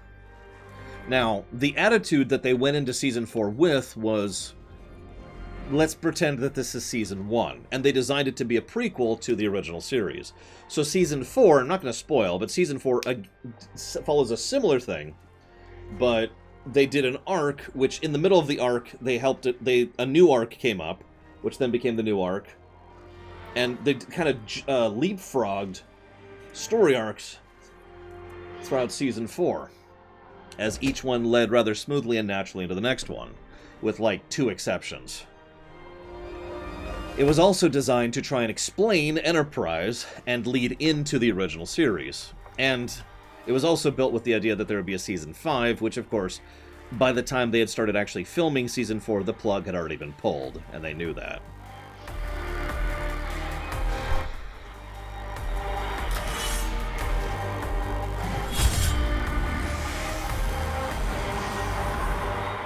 So why are Trekkies against long-term story arcs? Well, speaking as a Trekkie, I have no idea. But if you're wondering why Star Trek in general has been so anti-long-term story arc, there are 2 answers to that question. One is television producers, who insist that each show should be able to be seen in any order. That's the common terminology, right? You want to make sure that any given episode can be watched regardless of the rest of the show, and you can enjoy it just as much. That's the idea. Now, that idea appeals more to the way television used to work. It doesn't really work the same way nowadays. Nowadays, you could pop onto Netflix and see the entire season right there. But back in the day, you'd be, flipping through channels and you'd see a random episode of Star Trek, and they wanted to make sure you could enjoy that episode without ever having seen the rest of it. So, different era, different mentality. The other reason is because of Rick Berman, who was incredibly anti-serialization.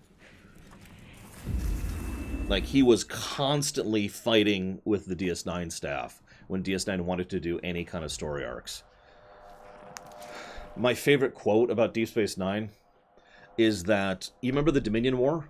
That's basically all of Season 6 and Season 7 of DS9. Rick Berman originally wanted that to be a few episodes. The whole war. He wanted it to be a couple of episodes.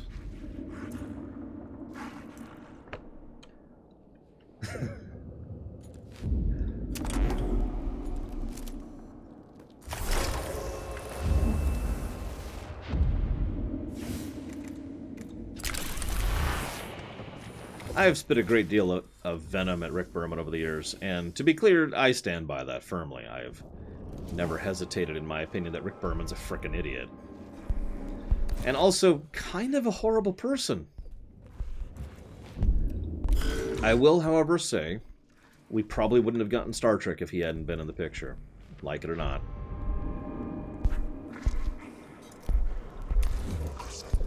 No, really. I said this in my ruminations. He is probably the single biggest reason why TNG was able to get off the ground floor. And without TNG, we wouldn't have had the later movies. We wouldn't have had Deep Space Nine, or Voyager, or Enterprise, or Battlestar Galactica, or Picard, or Discovery. We wouldn't have had any of that.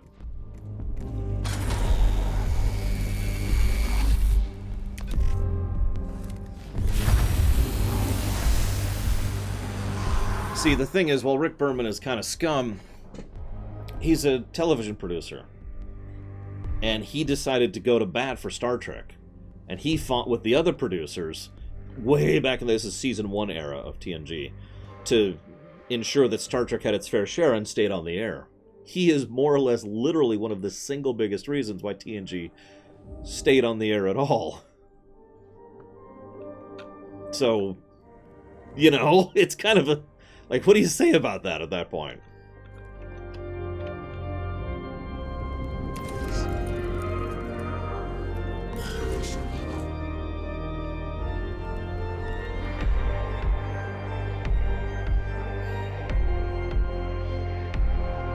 Yeah, Berman is a piece of crap. He is rude, he is crude, he is underhanded.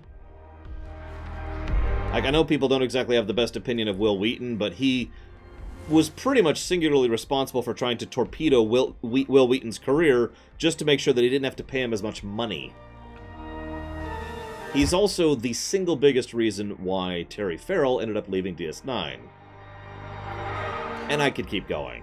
The more I've been reading about the behind-the-scenes of DS9 and TNG, the more I've discovered how much of a scumbag that Rick Berman really is. It's not been pleasant.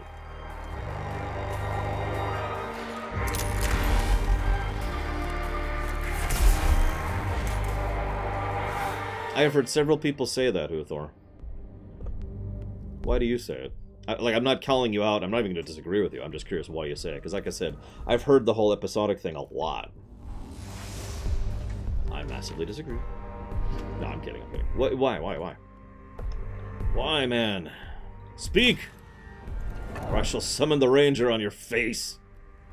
Actually, let's summon a Rust Stalker. There we go.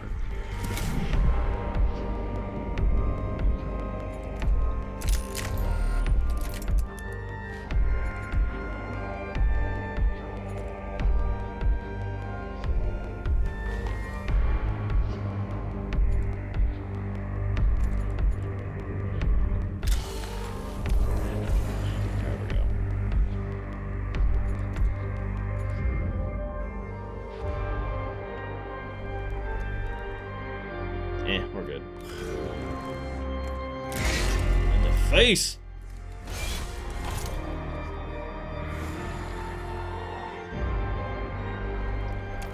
He likes to think about the episodes with regards to real life.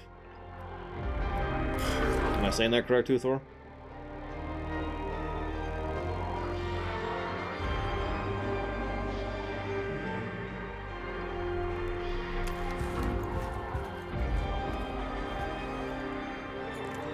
Time to kill Platy. Where's she at? Where's she at? There she is. It's Platy killing time. Oh, it's out of range.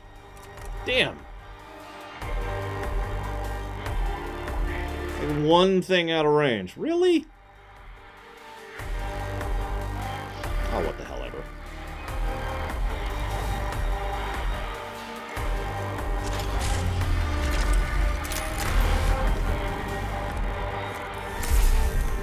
There we go.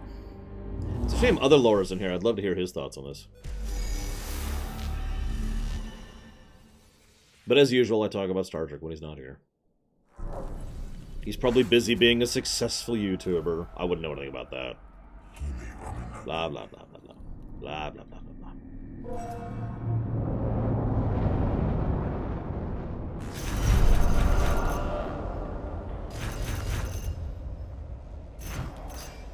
Yeah, I've heard it said that Most science fiction begins with the words, what if? I do personally feel there's a limit to that, though.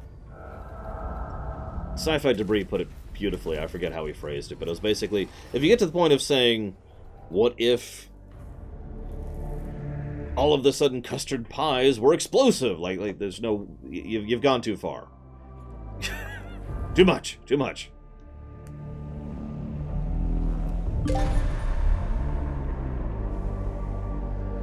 No, I have not, von Falkenstein.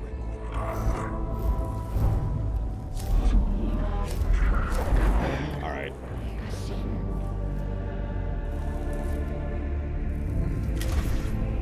So now we have these guys, the servitors. Hey. There we go. These guys. Single target ranged attack upon hitting turns into a cone attack. Okay. Sure, von Falkenstein.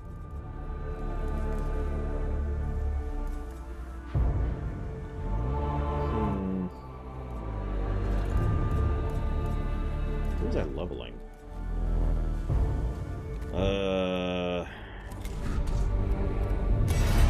There we go. Silivanti is now fully leveled.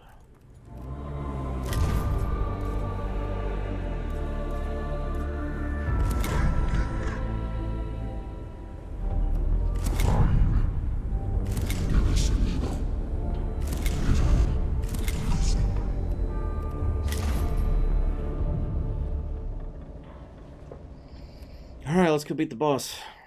And die to him. What do you want to bet there's a boss I haven't fought yet?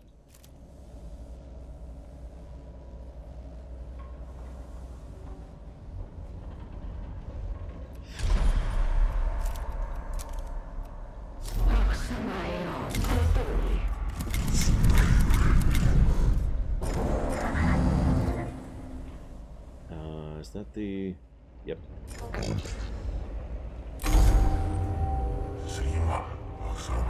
Knowledge will ever be a blessing or a curse. We have uncovered the tomb of this world's overlord, and it will soon be awake.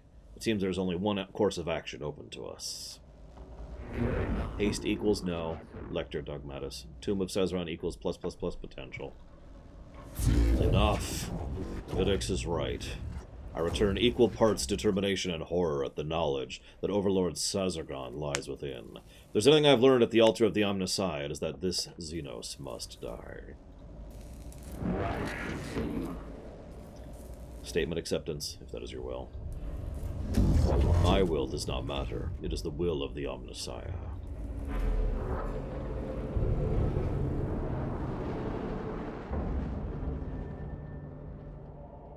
Yeah, Huthor... I'm not going to say it.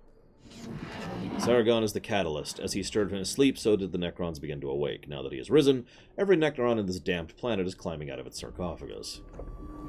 That is why it has to be done now.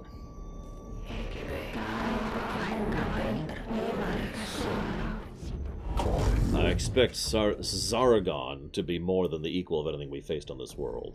But it would be the gravest dereliction of my duty if we left this world with the Overlord alive. It's all my Skitarii can do to keep a foothold in the tomb. We can get your cohort inside, but that's it. If the will of Mars is with us, that is all we will need. I mean, I don't see why not, Angelus, as long as I can get them running. There are 3 requirements for streams for me, Angelus. 1 is to make sure the game is stream-worthy, which can mean a lot of things. 2 is to make sure that it runs, and 3 is to make sure that I can stream it. The older the game, the harder those last 2 questions become. See the recent GTA runs.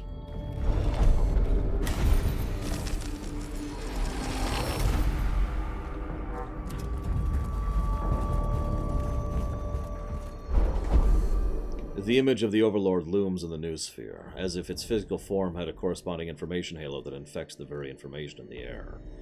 The dread and disoriented this causes threatens to degrade the cohort's battlefield effectiveness. Have a cohort enact a painful self-flagellation ritual to purify their mind through pain. What do you want to bet that's actually the correct choice there? I'm not going to do that.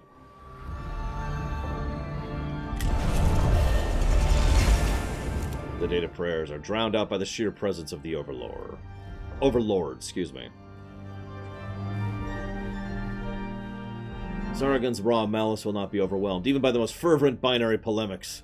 The cohort is forced to accept the power that Zaragon possesses in the information realm, and surely in real space too.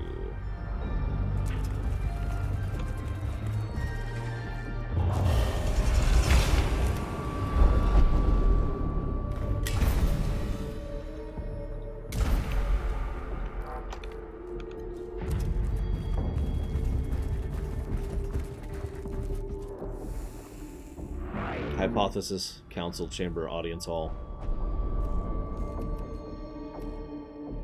Search. Such fatal curiosity, like ignorant animals peeking through the lair of a predator. Of all your failings, it is this that will kill you.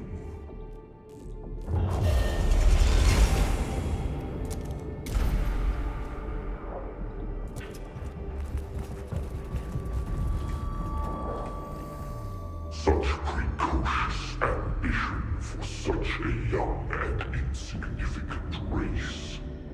Like insects with pretensions to build palaces from dirt. What do you think you will do with your weak, fleshly bodies and your fanatical devotion to gods that never were? What do you imagine you will make of this galaxy? The voice booms in every voxcaster and comlink in the tomb. We will kill all aliens. There are powers in these stars you have no knowledge of. There are enemies even now that threaten to consume your species whole. And yet we have watched empires rise and fall and ended all those who stood against us. The galaxy will not be yours. The galaxy will not even remember you. We take physical damage. From his words.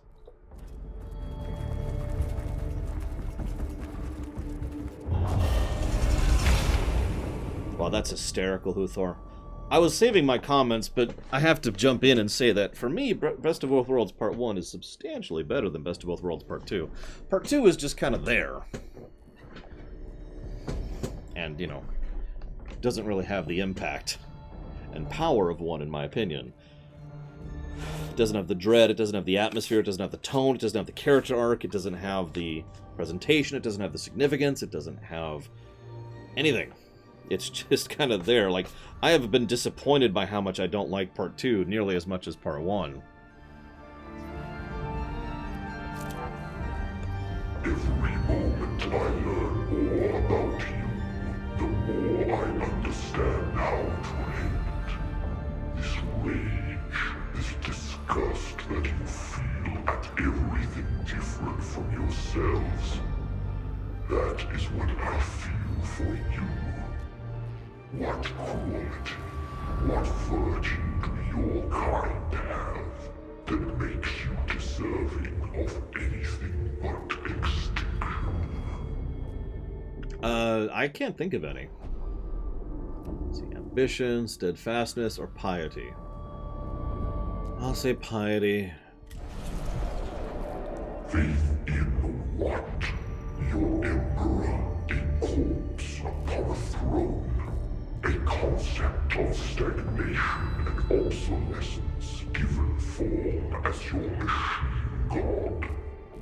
Your faith is what will destroy you. I mean, so far that's pretty true. You know. Alright, final boss time. I can feel it. The unholiness of this place, the corruptive heart. Ruin analysis, interrupt, noosphere, infection, corruption, contamination, speculation, hatred, inhumanity given form. There are not words enough in the scripture I have stored to prepare us for this. High value target confirmed. Fastidious. I see you do not come in person. No matter. When your pawns are dead, I shall deal with you next. Nothing is beyond my reach. Certainly not you. Overlord Cesaragon, yours shall be the fate of all Xenos. Extinction at the hands of a species you underestimated. You have tried to break our spirit, but you failed, and now it is our turn. I will show you what it means to know fear, and stare your annihilation in the eye. And we will show you what happens when you cross swords with humankind. It was me, Glorious Barbarian. No, I forget who it was. No, I don't. It was... Solivanti did it.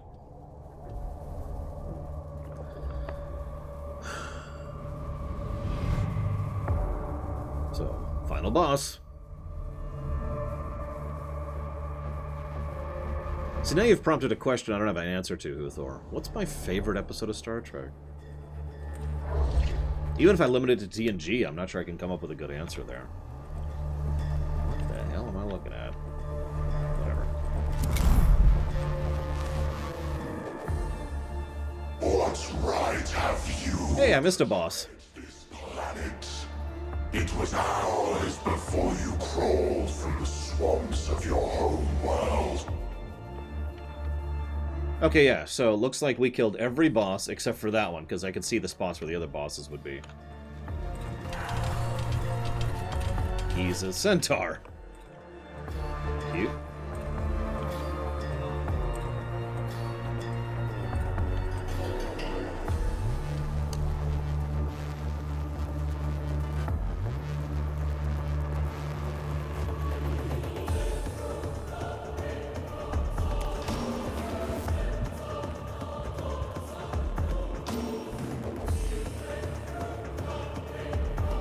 Let's front load a little bit, shall we?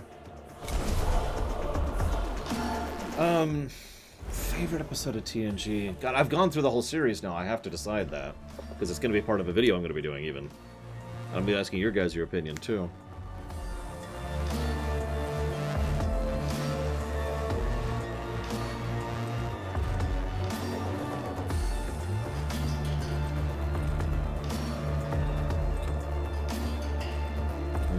I'll have to think about that more.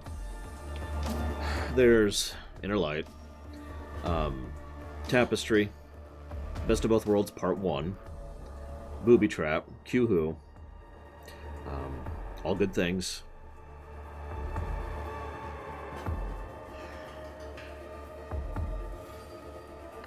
Measure of a Man is up there. Hang on just a second.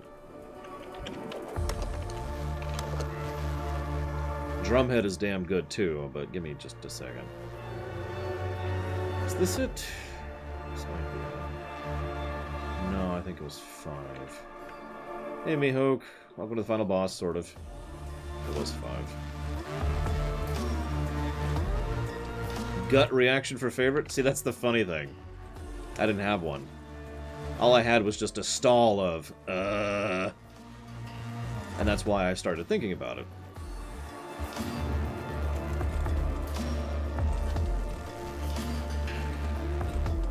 If you put a gun to my head, I'd say Best of Both Worlds Part 1. Just Part 1. Just Part 1.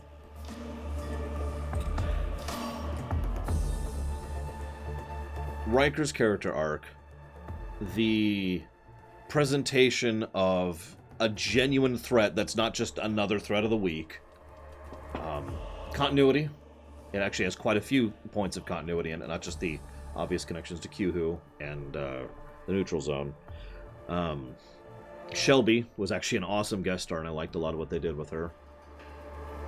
The Borg themselves, the music, which is just unique and awesome, but also there's this overall turn, this tone of Best of Both Worlds Part 1, which I've always enjoyed in real life and in fiction, and I don't know what to call the tone other than that of history.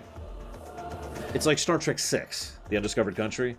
There's a sense of the history about the moment that just kind of elevates it overall, because Best of Both Worlds Part 1 was a historical monument in the universe and out, as I talked about during the rumination. It was a sea change. And the game changed after that. Again, in-universe and out. I'm going to go ahead and pop this.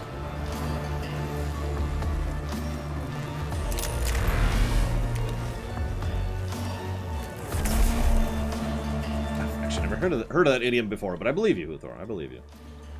I mean, you wouldn't lie to me, would you? But yeah. So, yeah, Best of Both Worlds Part 1, just, it hits almost every note. There are a couple of flaws in it, but it's worth noting that they are so minute that I don't even feel they're worth mentioning. Whereas, say, with The Inner Light, which is an excellent episode, the flaw is so terrible that it actually detracts from my enjoyment of the episode. Same with Tapestry, same with Best of Both Worlds Part 2, if you want to add that one to the list. Even Darmok and Jalard at Tanagra has some rather significant holes, which just bug the crap out of me. Best of Both Worlds Part 1 has none of that. It has massive positives and very, very few negatives. So, mathematically speaking, I'd have to go with Bob Part 1.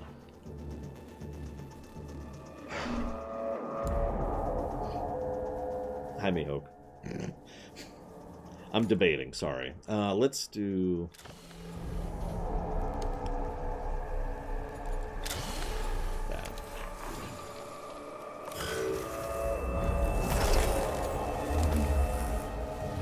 So, I don't remember exactly how I phrased it in the Inner Light rumination, Huthor, but basically I'm pretty sure what I did is I started off complaining about it. And I spent like the first 5 or 10 minutes just shredding the logic of the episode. And then I spent the next 30 minutes talking about the actual meat of the episode.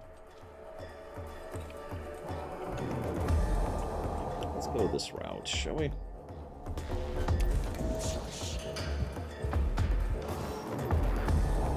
Yeah, Survivors is good. Booby Trap is actually a favorite of mine.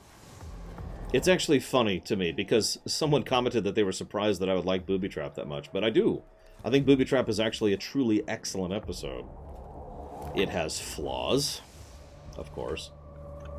Wait, does that episode come out next week? Seriously?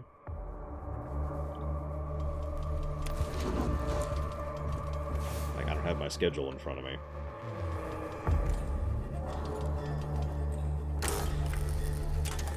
Let's just do a hit and see what happens.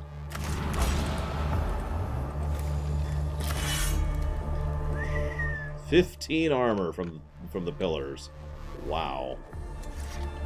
And there's so many of them. God dang. And they have so much health. Holy crap. Okay, let's rely on a crit, shall we?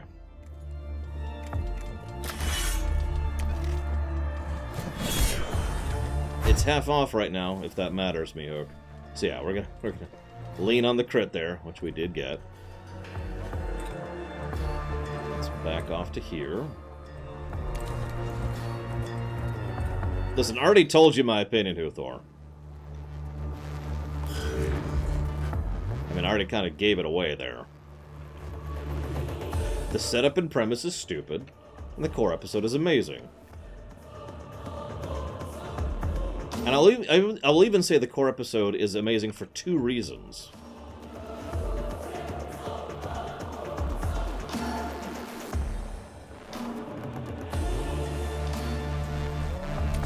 Reason number 1, Patrick Stewart's acting. The end. Reason number 2, Doom. It's actually pretty rare that... Oh, my chest. Stabbed. It's pretty rare that any fiction, let alone Star Trek, really gets across the sensation of doom the way that episode did. But it did. Yep, nope, didn't crit. Ah, well, it was worth a shot.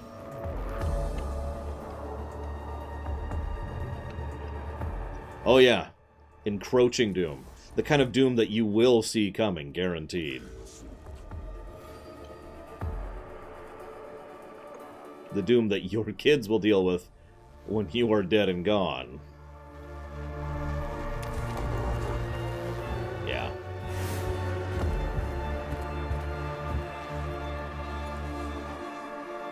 But still, that premise is nonsense and stupid. I'm sorry. I don't think I'm going to change my mind on that one. Blow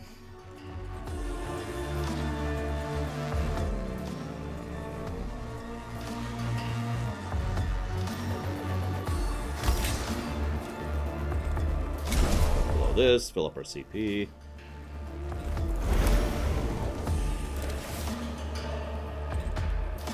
I knew it, Uthor! Blood, blood, blood, and death. Who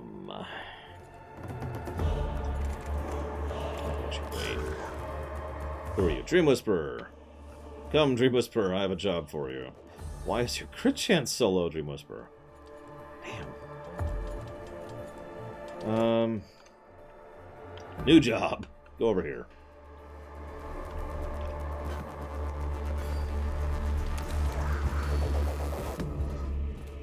See, a smart lich just gets on a spaceship, goes to the moon, buries it in the moon, and then walks away like, yep, we good. Not that I put mine on the moon.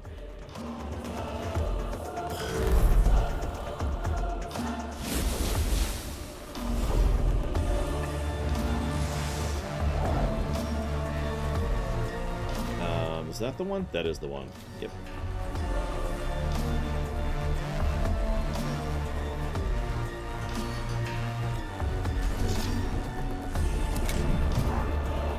No. I forget the exact number of episodes, all material. I looked it up for the rumination. But the warp restriction thing comes up, I think, 2 more episodes? Again, I forget the number, but it's extremely small. It's okay, hey, Aethel. It's totally safe, and it's definitely not on the moon.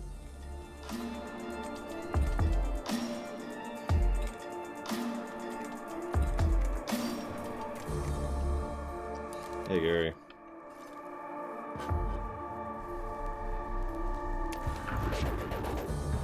That was the background explanation, Angelus, although they didn't really do much of that in the show, so... And the creators, like I said, basically just straight up abandoned it. I'd pull up the exact quote, but I mentioned it in the rumination. Basically, they had this big idea, and then they realized that it didn't matter. And I agree. It was this big idea, and then it didn't matter. So they gave up on it. Probably the correct call. Okay. Give me a crit! That works! Alright, now we fight the final boss.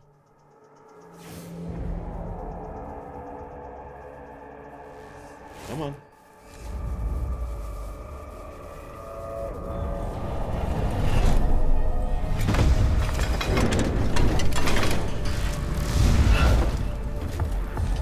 Well, the man knows how to make an entrance. I want that scythe.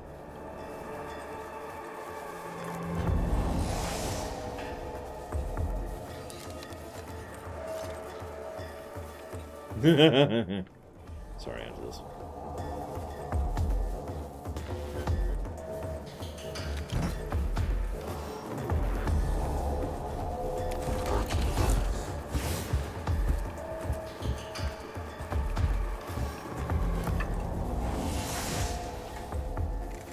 Alien, heretic, all I see is a cool scythe.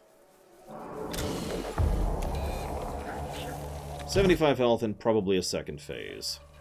Although, then again, we already beat the Catan and the other optional boss, and they were both harder than this guy, so... Actually, I have that scythe, Uthor. The blue one, not the green one. Alright, Dark Horse 1.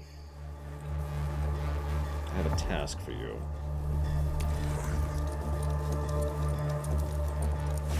Yeah, I remember, I think I showed this off in Everyone Writes too. I built an entire build around using scythes, just because they're cool.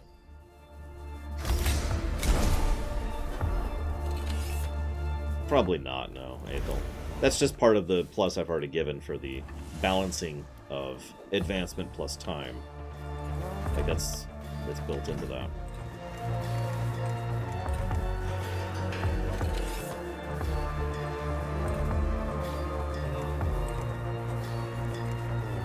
You know, I was going to use the grav gun, but honestly, this does more damage. So... The Borg, all materia. Easy answer. And then do one more damage. Poke.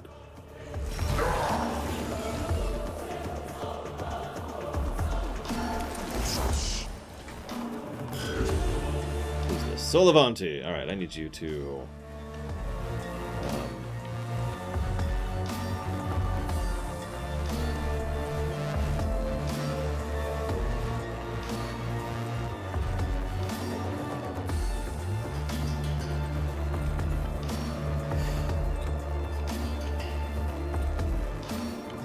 move.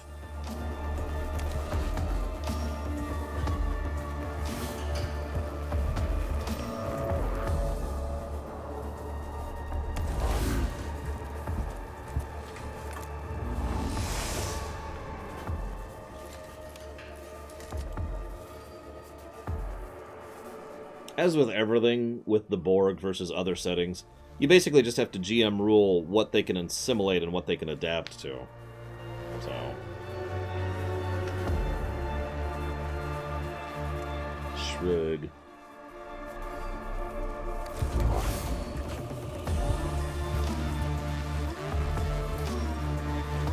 Okay, we crossed the entire arena.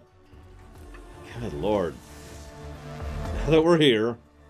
how much am I going to need to do all this? So I need 1 for that, 2, 3. Is that it? Just the 3? Just the 3, listen to me. Alright, so.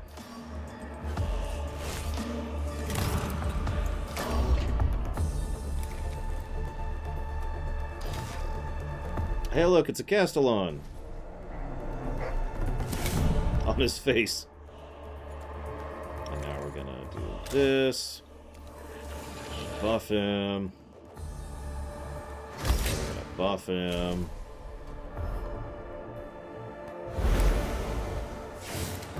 Then we're gonna buff him. There's the other one.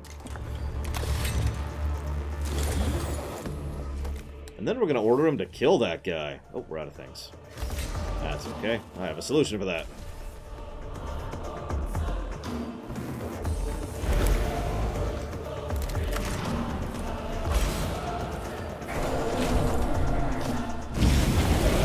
Yeah, the NIDs are cheating even for 40k. Just saying. And while you're at it, just shoot him.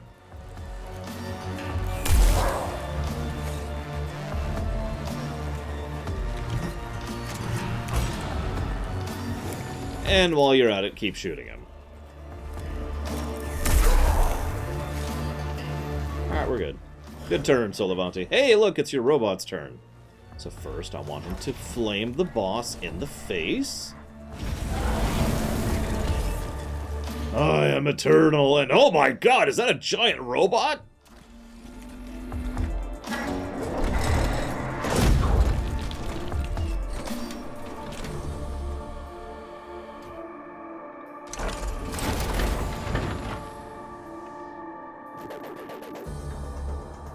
Just gonna body block him in here. There we go. We're good. Who's this? Is this my melee guy? This is my melee guy.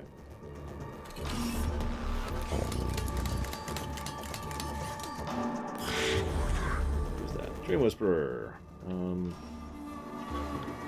Just scooch up here. God, the final boss hasn't even had a round yet. It's okay, he's got some health left. Although, honestly, I don't feel like letting him take a move. You know, I feel like just killing him. Is it okay, guys? Do you mind if I just kill the final boss before he can move? Like, I don't know if I'm going to be able to do that. I'm going to try.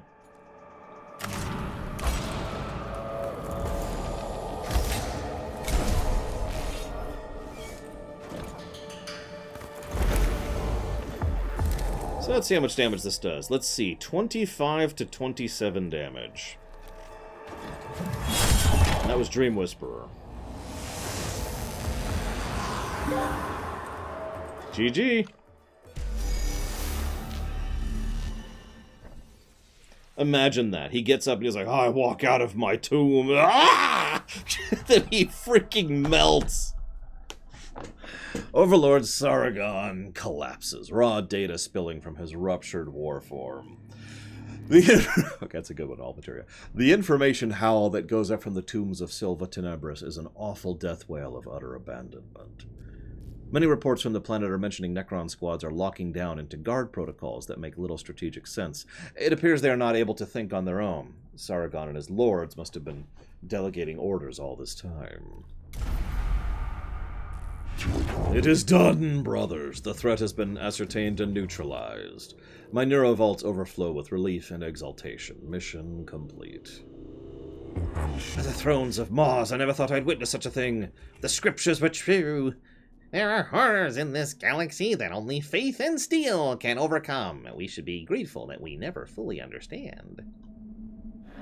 Statement disagreement. There will be others like Sargon. Possibility equals worse. Glean every datum. Never be unprepared again. Enough! Our work on this planet is done. The Adeptus Mechanicus can decide what is to be done with Silva Tenebris now. I wish to return to Mars. I wish to rest. Rest and pray, Magos. Study data recovered. Secrets still to be uncovered. Imperative. Always learn. Always seek. Never rest. Destroy. Destroy. These are matters for the future. For now, let us return. Prep the Caestus Metallicon for warp transit. Consecrate the dead, comfort the wounded, and leave this accursed world. The lure of knowledge promised by the tombs of Silva Tenebris was too much to ignore. Tech-Acquisitor Scaevola took all she could fit into her internal data stores, and already spoke of astonishing weapons technology to be turned against our enemies. She did not remain on Silva Tenebris long. She left for Mars, taking her new learning with her, babbling on about reporting to the Dragon. I assume that's her term for the master of the Xenorite Order. With this trove of knowledge, their influence over the Tech priesthood will grow. Xenorite cabals from across the Imperium make their way to Silva Tenebris, drawn by the reports of MHELOB's library and the knowledge still contained within. They will mine this world for its data until there is nothing left to learn. For good or ill, these secrets of the Necrons are ours, and the Adeptus Mechanicus will be changed forever. And that's it. We win. There's the people who made the game. All 30 of them.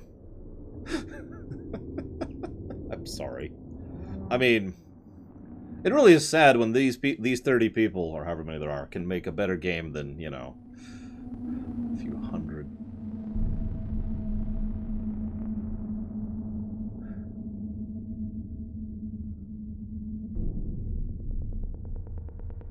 I don't recognize any of those.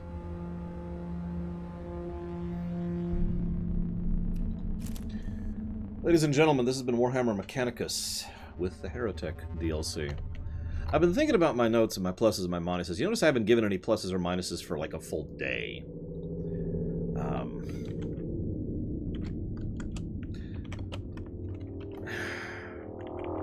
And I think I stand by that, as weird as that may sound. So, I'm going to actually delete a positive, but I'm going to give another positive instead. So let me talk this out.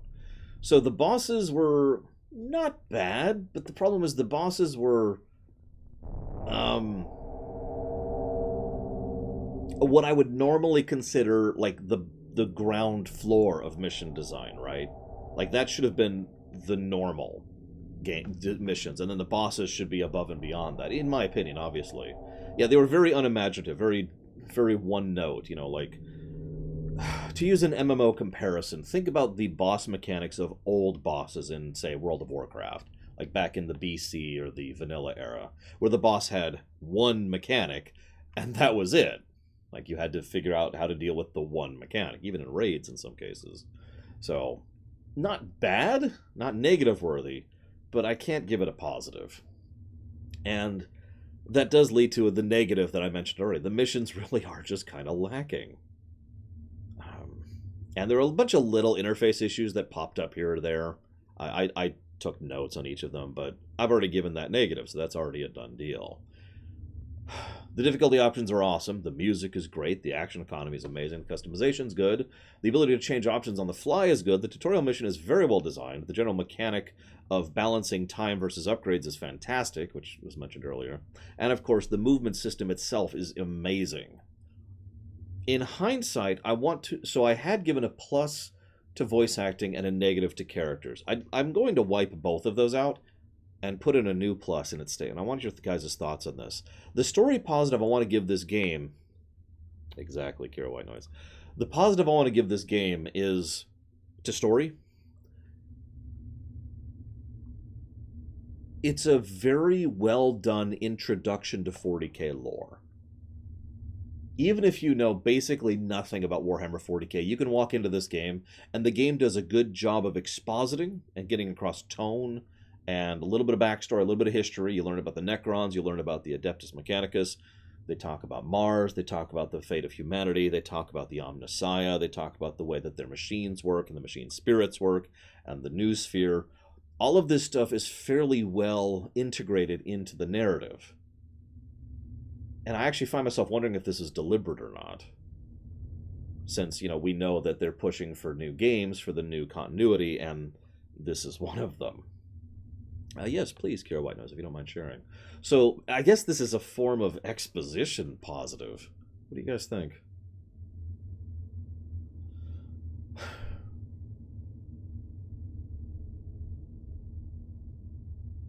I've already said this as well, but I want to say that this is an amazing groundwork for, more.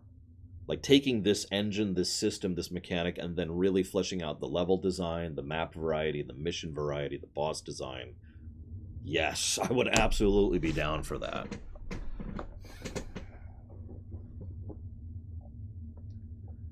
Oh my god, they blew up the planet. That's hysterical. Yes, this game, as I've said many times during this run, is actually half off on GOG, just on GOG, right now.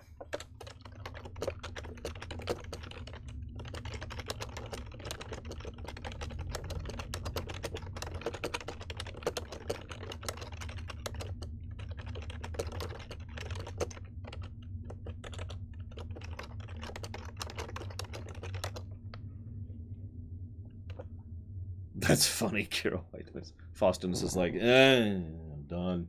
I'm done.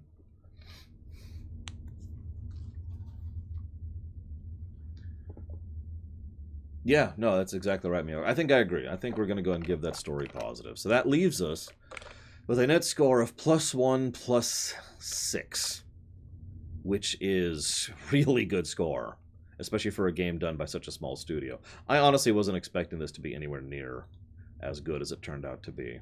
Not just because of the problems we were having with the previous game, Battlefleet Gothic, but also because, I knew so little about this game walking into it. It's like, yeah, okay, sure, we'll try that out. Wait, it's actually good? Holy crap. I will admit, in the interest of total fairness, that a lot of my initial enjoyment of this game was tempered by the fact that I didn't enjoy, the last 2 games we'd gone through in a row. And I was just kind of like, can I please have a game I could actually enjoy? But even once I got over that, and some of the luster started to fade, this is still a good game. In fact, this is still a very good game, and I very much recommend it if you're interested in this kind of thing. I am going to go ahead and chop off the local recording.